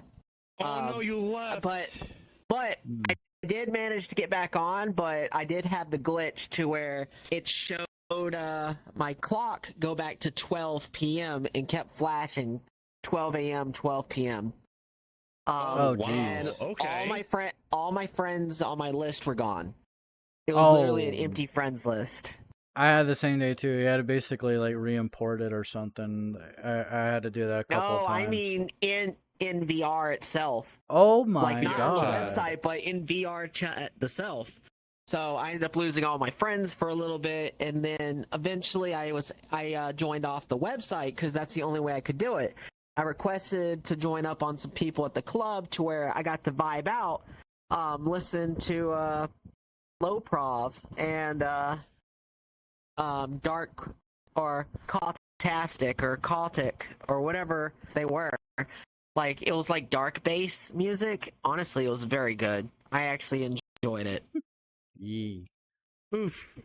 Well, that's awesome. And Oh, like, yeah. what's crazy for me is that the even though after JT like was performance finished off, Sorry. there was going to be a next Thank you. show, but I think they were missing out like maybe a couple people to perform because they were in there. I saw they were in there, but then Yeah. they stopped. I was like, "What's going on?" Oh no, I guess because maybe they halted or maybe they were missing someone. I don't know what was going on, but I was like relatively impressed again with Furality being in advance about these things that go on. I mean, Yeah. the API thing happening during JT's live performance, and it's like, how do they get there? Like that's cool. Well, But it it's was all a unfortunate matter with like these circumstances. they try to they try to meet some kind of compromise, for certain performers, but unfortunately we weren't able to see some of those. But or they were put into such an odd like pushback time to where it's like it's not even worth going at that anymore. But no, I totally understand that. Maximum, thank you for the underscore follow. actor is now following. I think we're pretty much done over here for this session. Yeah. Before you guys go, please feel free. Starting with you, Riku. Give us your plugin. Like, where can they find you? Searcher underscore of underscore. If they want to see more of your stuff. Is now following. Yeah, Camera's you right can in find me front of on you. Twitter or X. I hate calling it X, but I'm always gonna call it Twitter. You can find me on Twitter, One soldier, Blue Sky, 141 is now as following. well as on Twitch, where I stream primarily. I thought about streaming on YouTube, but it's too scary for me. Like, I'm too anxious about trying to stream Mosaic on is that now platform following. because I've seen how negative a lot of people can be on that platform comparably. And what But would your that's just username for be me. on Twitch? It would just be Riku Satori. Great. Like all one word. RikuSatori. Yeah, one of my mods. Let's give All them a one shout out. word. Go follow this wonderful bean. Yeah, let's shout them out. And then for you, Pippin, how can they find you after this event? I mean, this talk show we're doing here. What's your plugs? Yeah, Pippin Dip on all platforms except for VRChat, where it's Pippin Space Dip. Only difference. I stream on Twitch. I have a Discord server. You can find the link on the Twitch. We're super active there every day in voice chat, usually playing like Dark Tide or something or Helldivers. But you can also find me on Blue Sky. I don't post as much as I should. This summer for me, I'm going to be focusing primarily on VR content. I'm going to try to really dive into it. One of the big panels at VRChat was growing and marketing, and one of the questions was, what do you want your community to be? And I'm like, you know what? I want to be a VRChat streamer, right? So I'm going to really be focusing on that. So if you like VRChat content, I would love it if you come and check out my channel. And that is spelled PIPPINDIP, right? All one word? That's me. Yep. All right. Well, thank you guys Alright, so much well- for taking the time to show up and share your experiences with us. Yeah, we really appreciate it. So, feel free to chill over there in the lobby while we get our final, I'm supposed to say contestant like we're doing a game show. Oh my God, being overhyped. Final contestant on. Yeah, our The final price is right. I'm interviewee. sorry. This is a person that we have seen, perform in a concert. They have just reached partner. I would like to give it out to the one and only Zaldar. Woo! Come here, Zaldar! Yeah! Woohoo! All right, Zeldar. Hello. Hello there. Hello. Hi. Sorry, I got a little excited. Oh my God! I mean, And this everybody, is- thank you so this much is for the follow. Thank you. fantastic. Thank you. This is fantastic because, like, when I saw your tweet on Twitter that you reached partner before your concert, I was like, oh my was God. like- That day I got the Future email. Thorn is now I was following. like, Thank you for the this is- follow. okay, Welcome to this the today has show. become too much now. Like, I mean, excuse my language, but holy shit, that's amazing. I was like stunned. I was like, dude, that's crazy. I feel like, I don't know, maybe what happened was at one point, remember that raid I gave you? I think that might have done it right there, the tip of the iceberg. That was no, it definitely was a huge helping hand in that. The last couple days, the last couple days there, I had a few raids right at the end of the day that just gave me a nice boost, and I think that was it kept me in the green, and that's what I needed right at the end there to just hit it because yeah, it's like they have their average, but you need to have the month before the numbers as well, like secret days and stuff that still count towards it. A little, it's not tricky, but it's also tricky because man, averages are brutal sometimes. You're just like there was like a week where I was stuck at 74.55 out of 75. Oh my god! Average. I was like, just round the round up edge for me, please. Oh my god. Oh my god, that is crazy. But I think that rate definitely must have hit the average pretty well. So I do have questions for you. I don't know how busy you will, or it's obligations you have to do, but I have 7 for you. Ask away. All right. Answer whatever you got. So again, congratulations on reaching Twitch partner. Yes. What was the path to partner like for you before leading up to Furality? Were you actively pushing for Let's it? get a or shout did you out for just Zaldar if we happen can, one of my mods, organically? please. Like, I'm curious. Like, really, I am.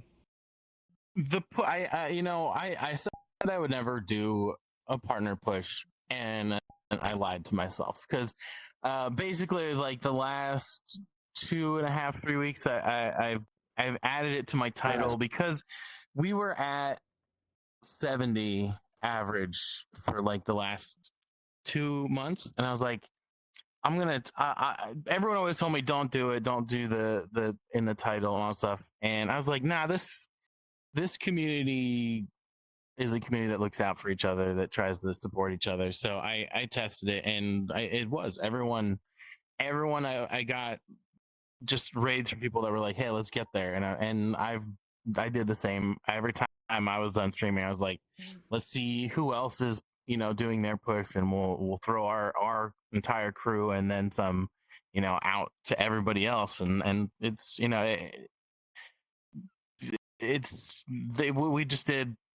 we did what I did what I hoped would work, and it did, and I just want to make sure I kept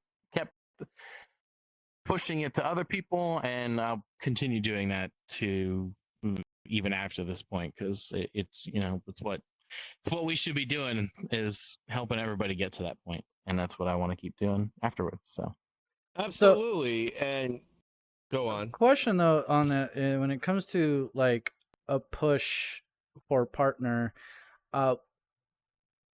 where exactly at your point of your career when it comes to being a streamer, you're affiliate already, you're getting a number of viewers, at what point would you say is a good start to push for partner? So an important part of it is you can't just push for partner. It's building the community that is like built around your streaming and everything. The community that I've built over time is a huge part of what helped us get there in the first place. So you can start getting that average, but if it's not built with a community that you can go out to and ask and be like, hey, I know everyone's busy, but if you can help, if you can jump in, if you can lurk in the background maybe a little bit longer, that is a major part of what helped get there. And for me, partner was always like an extended goal. It wasn't the final goal. It wasn't what my main thing was. It was always building absolutely the community in general, and just trying to make sure it was there to help everybody. And when we got that close, I was like, I think I can ask everybody, and the last thing I want to do is ask everybody in an annoying way. So it's always like, hey, if you have time, I appreciate it. we're going to try and lock in partner, and I'd appreciate your help. And it's just So what you're saying, it's not the fact that if you are ready to be partner, it's the community if they are ready to help you reach partner. yeah, because I mean, anybody could get close to the numbers, but if they don't have the community to back up, to be there to help push to get to that point, then you asking isn't going to do anything. So exactly, I could concur to that. Yeah. So I was going to ask you this question, but I think you answered it. But let's see if there needs anything to be added. So were there any specific content strategies or community building efforts that you feel really contribute to your growth, like as of today? Like, it's really awesome. I mean, it was always, the community, I talked about the community aspect, which is probably my number one, like, just for me when I started was, streaming was a way to build a community and building a community that's a safe space for anybody, I mean, including from 13 up, like an age range that is available to everybody that's allowed to be on the internet, because there is a lot of places for just adults, and there's nothing wrong with that, but there's not much available for people where they can go and talk and get help and all that stuff. And I just wanted to try and build a space that is a wider space for all ages. So that was the community side. The content side was, it was always, let's throw something at the wall, see what sticks.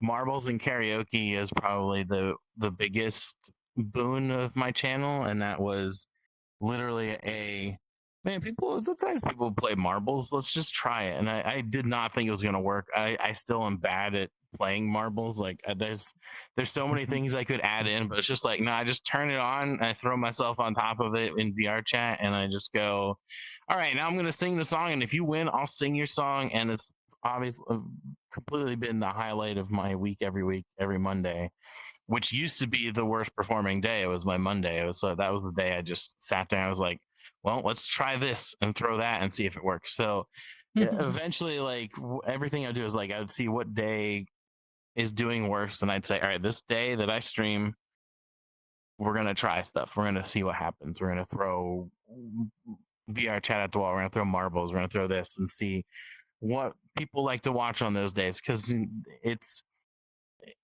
at the end of the day, you are your content for your stream. It's not the game in the background. Exactly. It's not that. So you got to figure out what you're bringing to the table, and then just expand upon it. Yeah, well said. I mean, I can relate to the marbles. It is well said, and like I can like relate to the marbles thing. I thought it wasn't gonna work well either, because marbles on stream. Like, what? Marbles on stream?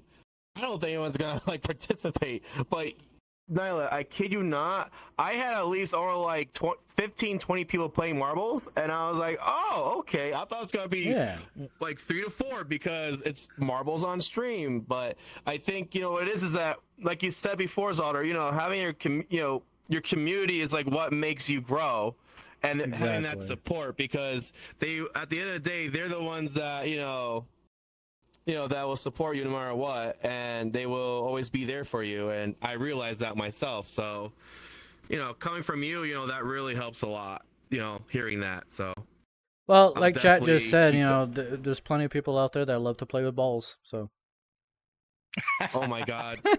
I mean, it is not wrong. Not wrong.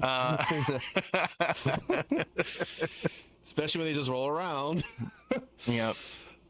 So how did the online convention environment of Furality influence your concert performance in a way? Like, especially since I know I saw you last year. I don't know like how many times you have done it. Oh my God, I'm asking 2 questions technically, but like still, like, especially with the fact that you have partner, like, how did that like all come together? So I've been telling people this a lot. Is last year what brought me to. I mean, I had been to a couple Furalities before, the little small ones, not the big ones, and that was just me like just getting into VR in general, just testing it out. And then Umbra was the first big one that I went to, and I mainly went to it because I got in as a performer, and I didn't really know enough people at that point, so I was kind of just like, I definitely had my friends in that, but not everybody was going to Umbra at that point because I didn't even know what it was, and I was bad at advertising myself at that point too. I don't think I told anybody I was performing until the day of for for Umbra. But then that was just like a testing ground to just of everything, because that was the first performance for that type of performance for me, and then like I had started making songs as well. There was a lot of that is what sparked a lot for me in like making music and doing and more putting music out there. But then this year's Furality really meant just a lot to me in terms of friendships, in terms of performing, in terms of, I mean, hitting partner on the that on Friday was just like, there's too much going on this weekend. Along with me also like just being exhausted because I was doing the partner push. I was doing longer streams to help like hit the average. As long as I was over 75, I was like keep my stream going for as long as I can without burning myself out. But this week I took off. I'm taking off streaming this week because I just need a recovery. But this Furality has really just meant a lot to me on many different levels: professional, social, and just overall 100% special. Like walking into the lobby the first time, opening that door, and I just was like, I was like, tears every time. Music just like overwhelmed, like happy tears, not sad tears, but just many moments in this Furality were just moments of being overwhelmed with happiness and tears on my face. And especially, I mean, the showcase, just the last half of that showcase was a lot of like very touching moments where I was just like, I love everybody. I'm just tears down the side of my face. And doing my performance, all of those songs were songs that meant a lot to me. And they all meant different things to me emotionally throughout my life, and it was just I tried to tell a story with it, happy to sadness, and then after I emotionally damaged every single person watching, I was like, all right, now let's sing some songs together and cheer everybody back up. And I don't know, that was kind of the whole Furality was just and to put in a different words, it was a giant fever dream of a convention that was all about being asleep. So yeah, essentially. And it's I do have to agree with you all, like overall with the experience of Furality. I mean, again, I think we said this like a few times, but I think they put a lot of effort into this Furality than any other. It's usually a little bit more, but they went like more than 100 miles on this, and I think like the whole like emotional support that comes with it too, and the how great the community is, and also the Furality team staff. I mean, everyone was just it felt I almost cried again when Furality was over. So exactly. Well, I got a question though for you, Zeldar. You write your own songs, right? All of those your own originals. So including Furality that you performed this year, which song pretty much hits you the most? Like, what is more of a emotional or happier, like the happiest or the saddest or the most inspired song that you song during Furality, and So, what brought you into actually making that song? well, so for surprisingly, well, actually, for Furality this year, I didn't do any originals. I did all acoustic covers of other songs. Okay. Um, uh, Mainly because I just didn't have time to put an acoustic cover that I liked of the songs that I do have. But the one that always is like the song that I just love to sing, has a just that important, like that really like deep meaning in my heart, is the Numb by Linkin Park Oh acoustic yeah. version. Just and that one, every time I sing that song, like I get just chills going through my body as I'm singing it. It's just oops, And I they murdered crashed. I murdered snappers They'll be back. with my mind, with my mind powers.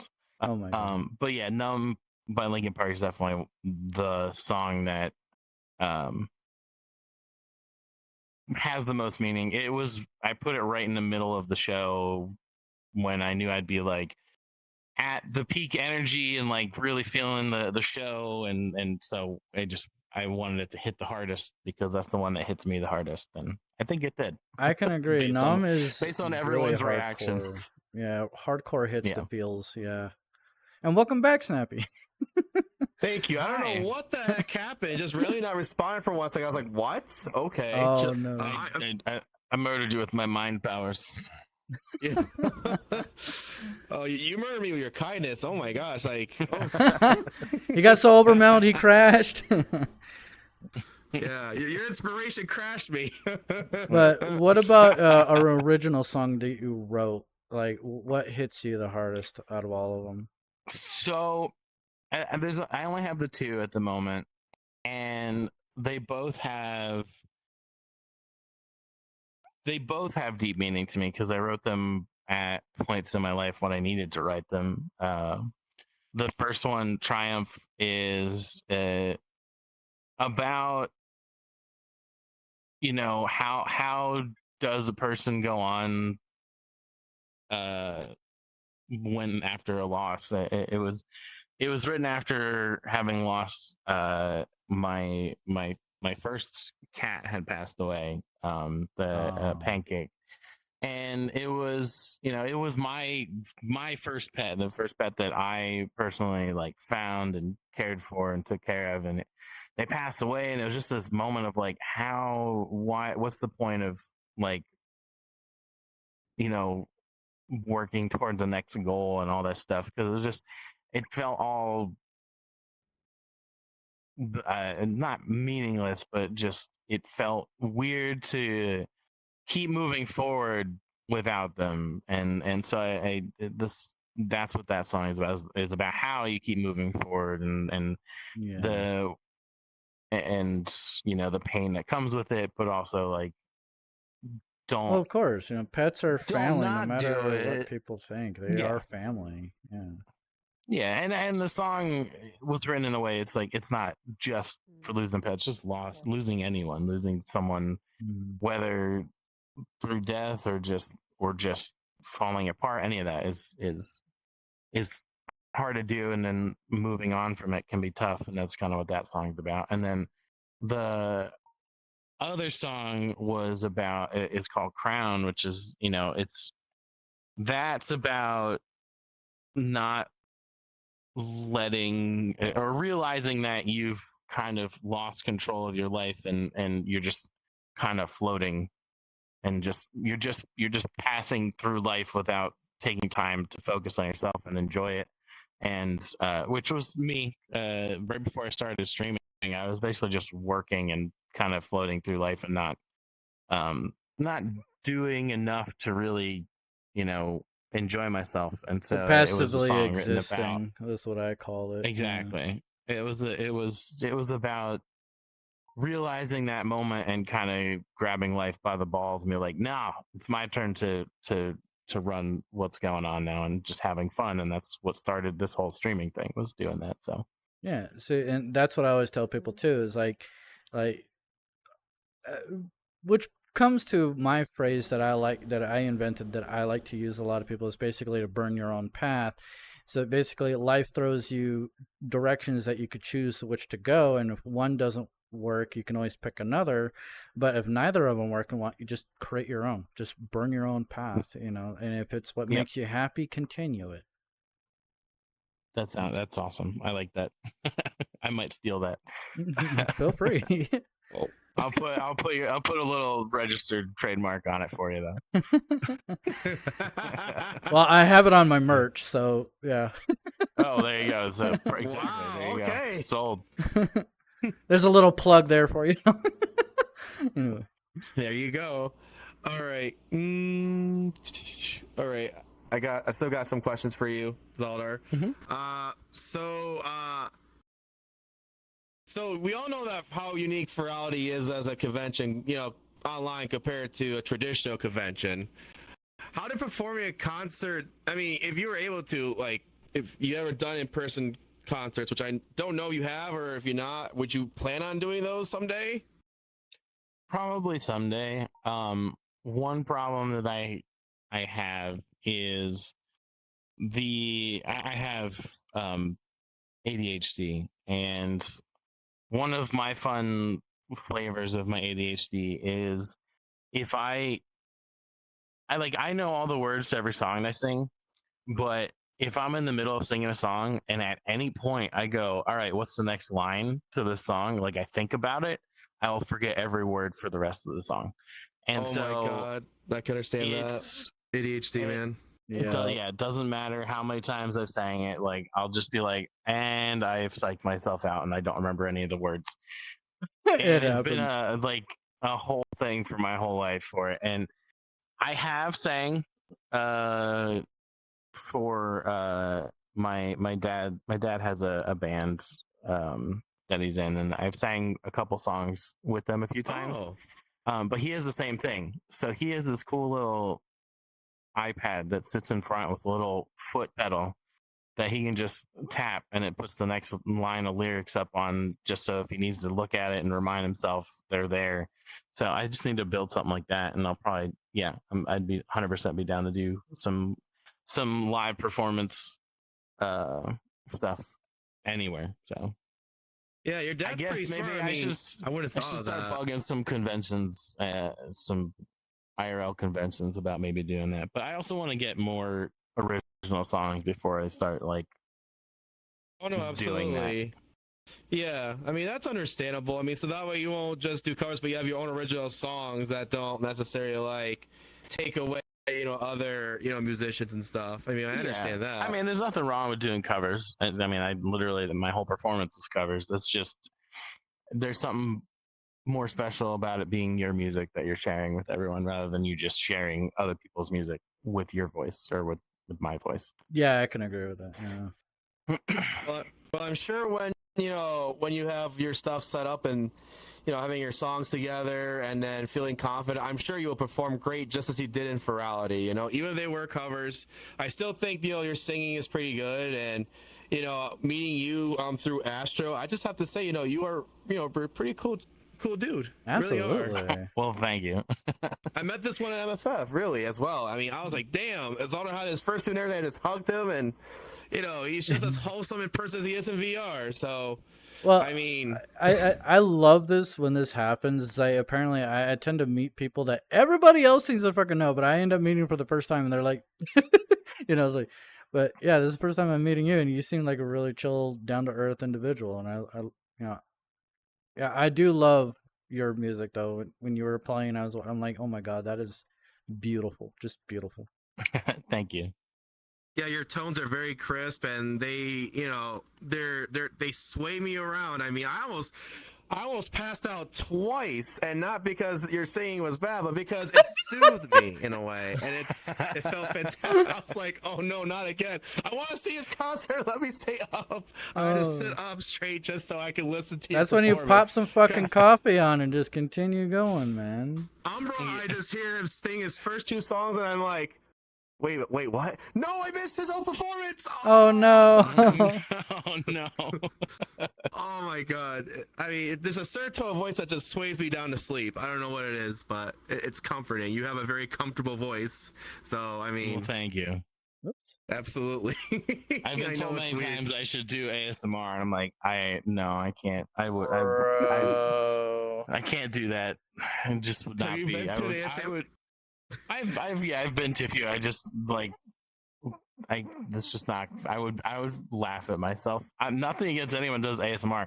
I personally would just get embarrassed because I already have enough social anxiety to sing in front of people, and then just start doing ASMR in front of people. I wouldn't be able to do it without laughing at myself.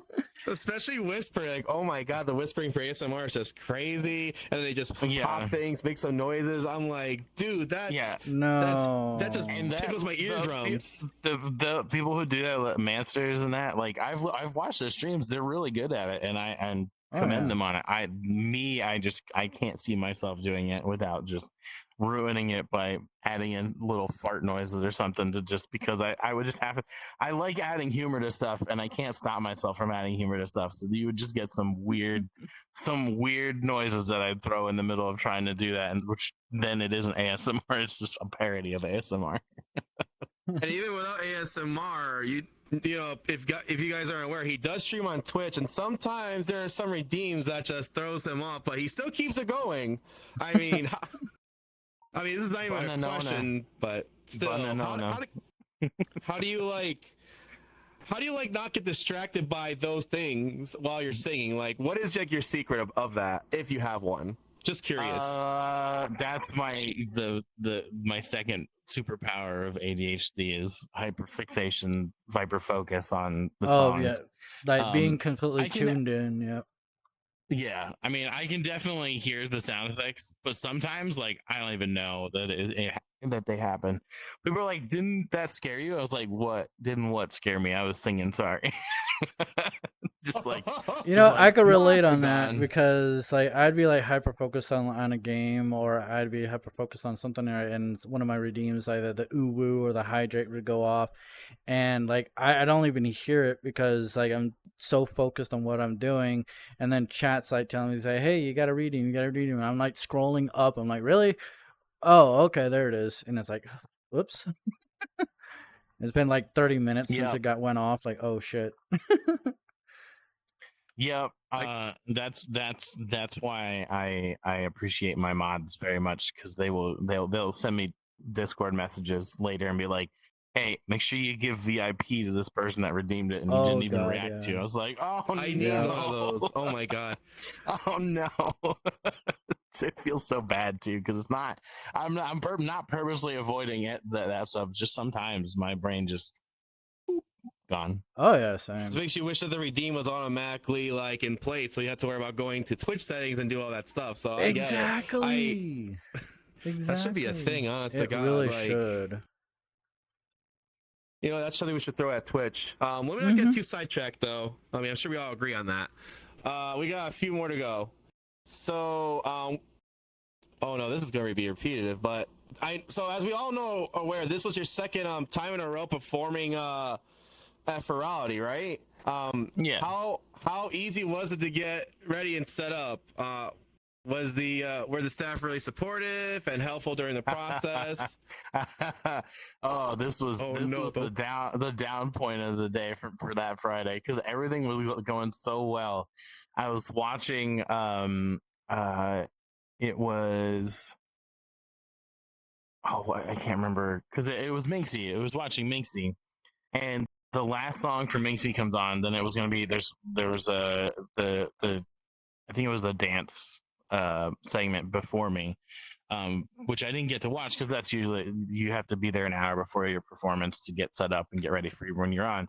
So I was watching Minxie, like, yeah, I love Minxie. Minxie's another great singer, and we're watching them. We get to like the last song, and I'm like, all right, I gotta get ready to do the performance. So I start opening up my programs, OBS and all that stuff, so I'm ready to jump over to the instance when they invite me. In 5 minutes before, when they're supposed to invite me to the instance, my headset crashes. Oh Normally, not a big no. deal. Not a big deal. It's like it happens. Unfortunately, this was one of those crashes that like rewrites the code of the meta the Oh meta my quest. god. Oh Oh, What's it, no. the quest link app? Yeah, the meta quest link app. So I like reset everything, turn it back on, I jump in, and it's like, oh, we don't recognize any headset. And I'm like, no, not right now. Don't do this to me. So I restart the computer fully, I restart the headset fully. Oh And god. basically they're messaging me on Discord like, hey, you good? And I'm like, nope, not good yet right now. So I get the headset back turned back on, the computer turned on, still getting the same error. And I was like, man, the last time this happened, I had to just reinstall the entire QuestLink app.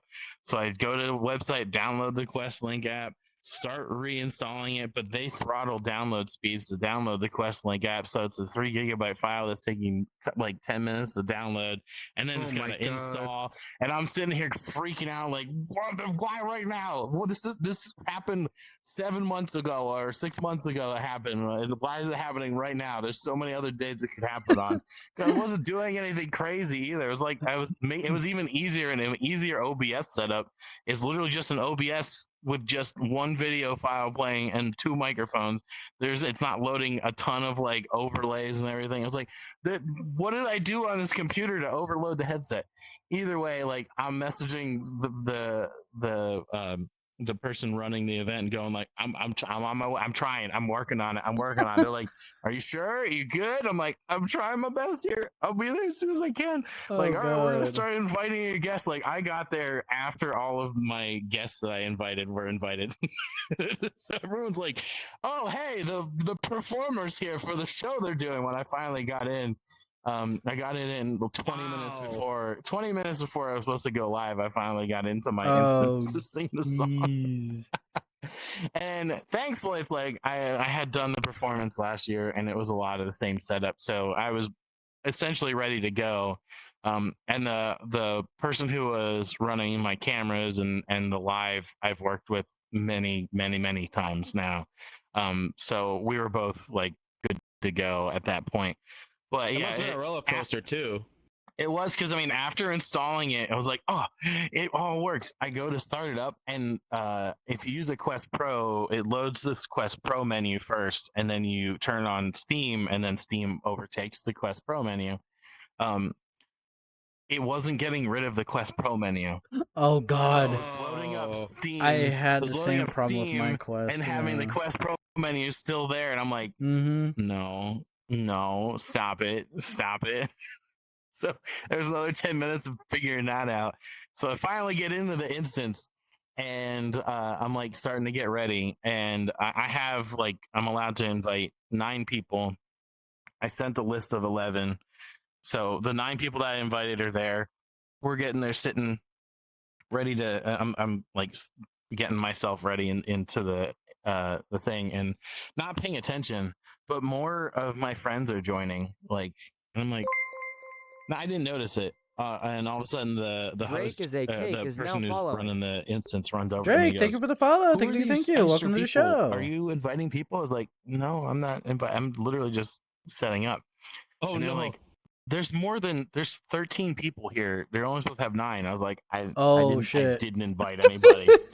And they're like, do you have a party? I was like, yeah, I have, because they have the party system. They're like, oh no. oh, close your party, because the party lets them bypass that this is a locked instance. And I was like, oh, geez, okay. Oh shit. So Oh my everyone's like God. freaking out, and I'm like, you're gonna crash if we have this many people in here. It's like, no, I have everyone's avatar turned off. Like, if you're ever doing a performance, turn everything set to the lowest settings, set your like, and turn off all avatars, turn off all particles, and you're gonna be fine. Because I've done performances on a live stage with 75 people in the world as well, and if you turn everyone's avatar off, it's like, it's fine. It'll still be a little bit harder on your system, but not enough to make you crash.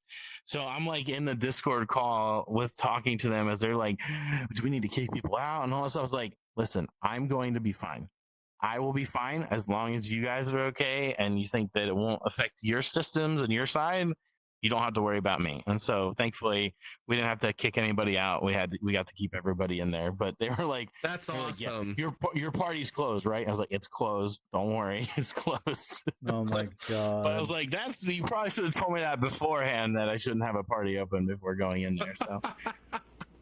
Yeah, I mean, that's to be expected. I mean, when it comes to these events, sometimes they're last minute too, and last, because you never expect like these things to happen. It's like, what do you do at that point? You have to like improvise and figure it out from there, and you just gotta learn. At least now we know next year if you were to perform again for Furality, you now know to close your party instance. I mean, I wouldn't have thought that either. Or do I forget again and have all of my friends join in? Yeah, you'll be in the middle of a performance, like 32 people show up, like, oh, whoops.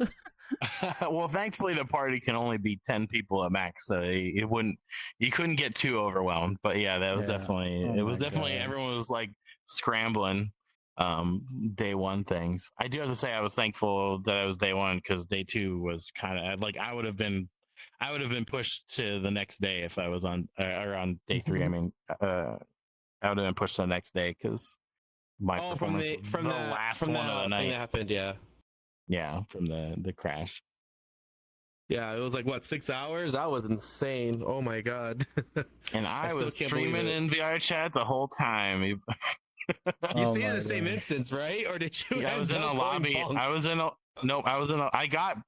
literally was like, I'm gonna go join a lobby instance. I joined a lobby instance right as it's all crashing down. I get crashed to the desktop. And thankfully, I tell everybody, all right, stream's gonna be late until I can get into an instance. And somehow I get into a lobby instance with one of my friends, and it's a 70-person instance, but with just two of us. And it was like a good hour and a half before we had a third person. And basically everyone's like, everything's crashed. How are you in? I was like, just keep trying. It eventually works. That's how I got in. And we ended up having like 20 people in the instance that were just hanging out. Well, everything was like down. So it was. I did that for Umbra last year too. Yeah. You can sort of brute force your way in. I'm sure they don't appreciate you brute forcing, because it's just going to put pressure on the API they're trying to fix. But hey, you know what? I got in. I got a show to do. So the show must go on, Yes! Show must go on! Oh, exactly. Oh my god, man. You're fantastic. Absolutely. So, I think Niilit already asked this, but let me just ask this in case. So, what's the most difficult but really motivating or inspiring song you enjoyed singing the most? Could be a cover, could be your own song. What would that be? It was Numb by Linkin Park, which Niilit asked earlier. But yeah, Numb, Linkin Park, the acoustic version, just hits on a bunch of levels emotionally to me. So definitely one of them. Yeah, Numb is, I have to say, Linkin Park has some of the most really hit the feels kind of songs of all time. I've listened to several different bands, new bands, new rock, stuff like that, like Linkin Park. I think the only other band that I know of that actually does hit the feels is Hollywood Undead, because they have some it's close to Linkin Park, but doesn't hit as hard as Linkin Park, I'd have to say. I agree. They have some good stuff as well. So the last question is, if you're able to do it, you can. If not, that's okay. But can you at least would you be able to at least sing the chorus to our audience for that particular cover right there? Never. Let me change.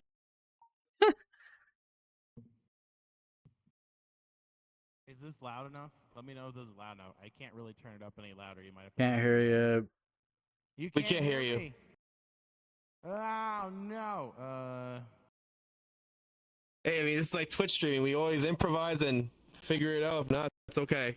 I mean, I was trying to install voice amplifiers in this world, but they kept on breaking, so I have to try to fix those later down the road. Yeah, I don't know if it'll work then, because that's as loud as I can make that microphone. We don't need to worry about it then. Yeah, because if I do it on the headset, it'll just it'll auto mute me. I tested it, so Oh my god, yeah, I can't the stand the noise threshold. cancellation, the noise Yeah. cancellation that's built in will pop me. Otherwise, yes, I would 100% sing something for you guys. It's all good. Yeah, no, It's that's all good. okay. We appreciate you for trying, though. Yeah. I just want to showcase how great you are singing, in case no one has ever heard of you, Zaldar. I mean, you're a great person, like I said. Yeah, Great mods, artist. let's get one Appreciate it. more shout out for Zeldar here. If you guys really want to Zaldar look into 87, there. I believe, right? Yeah, On Twitch. Zeldar. Yep. Yep. Although I may be, since I hit partner, I may be trying to drop the 87. Yeah, But we'll there see. you go. Hope so. Chat, go check them out. Show some love. Hit the follow. If you want to learn more about them, go to their channel. I'm pretty sure you got like a Twitter or Blue Sky or whatever as well, right? So yeah, Yep, go check yep. them out. Are they Zaldar or Zaldar 87 for your socials? Blue Sky is Zaldar 87, Twitter is Zaldar 87 Gaming, YouTube is Zaldar 87. It's Zaldar 87 pretty much everywhere. So All right. I mean, 87 is your trademark, you know? yeah, it actually is. So the whole name is, I have it trademarked. But yeah, It just makes you think We'll like see. if there was a jersey, you know, those jerseys, like, I mean, Zaldar 87 would probably fit the bill, wouldn't you agree? that's what I have on my back. That's clearly as an 87 on my Oh my back. for my- god! Yeah, look at it. That's brilliant. Wow! Right there. That is Look so at that cool. 87.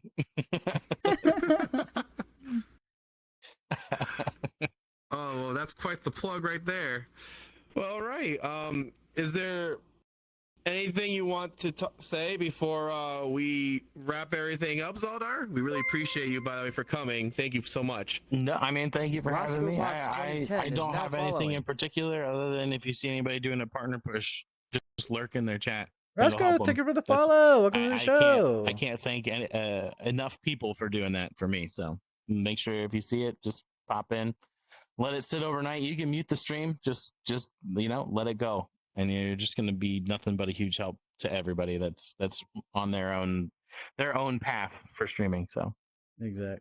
Awesome. Let me awesome. add to that because just so you guys know, when you do mute the stream, make sure you mute the tab and keep the audio and not the actual stream, because what ends up happening is the view would not count if Exactly. they were No, actually to do that. It does count. What you don't want to do is you have to have it visible, because if the video stops playing, then it doesn't count. And if you switch to another tab, the video stops playing, even though you could still hear it if you have the audio playing. So as long as you have the video playing, even on a little bit of the bottom left of the screen, then you count as a viewer, even if you're So muted. basically, pull the tab off good and to just know. let it play. Yeah. Yeah.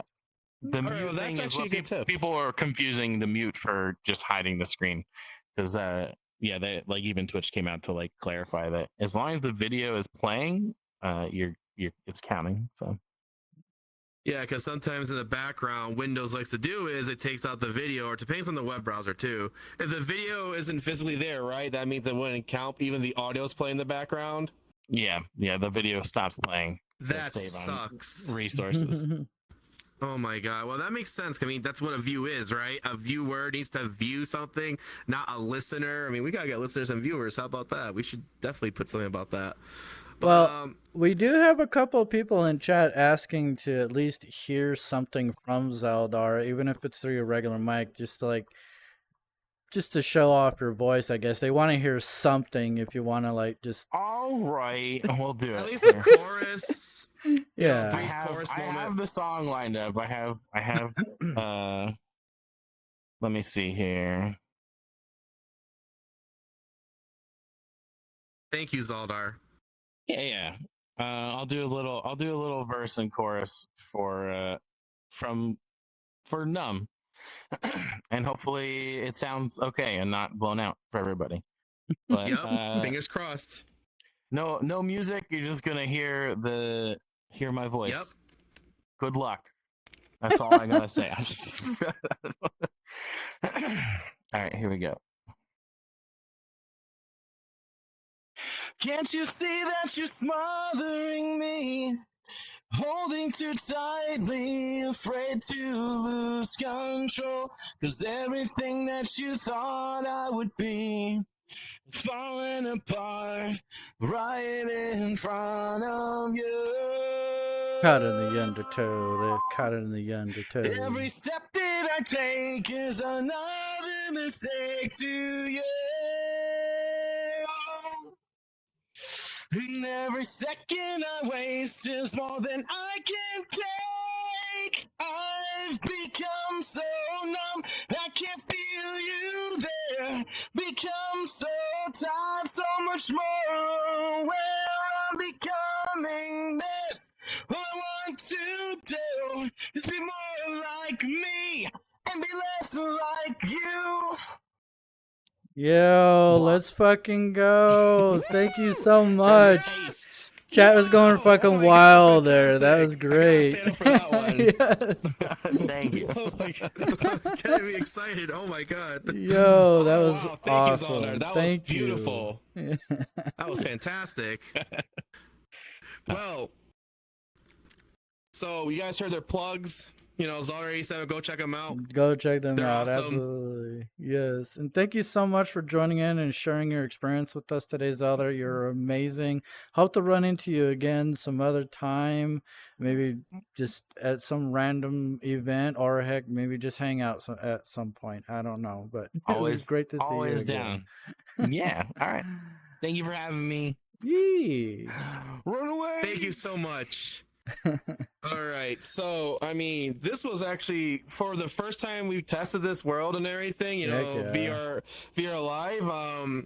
You know, I hope you guys enjoy it because Niilit had the idea and I actually had the execution of the idea.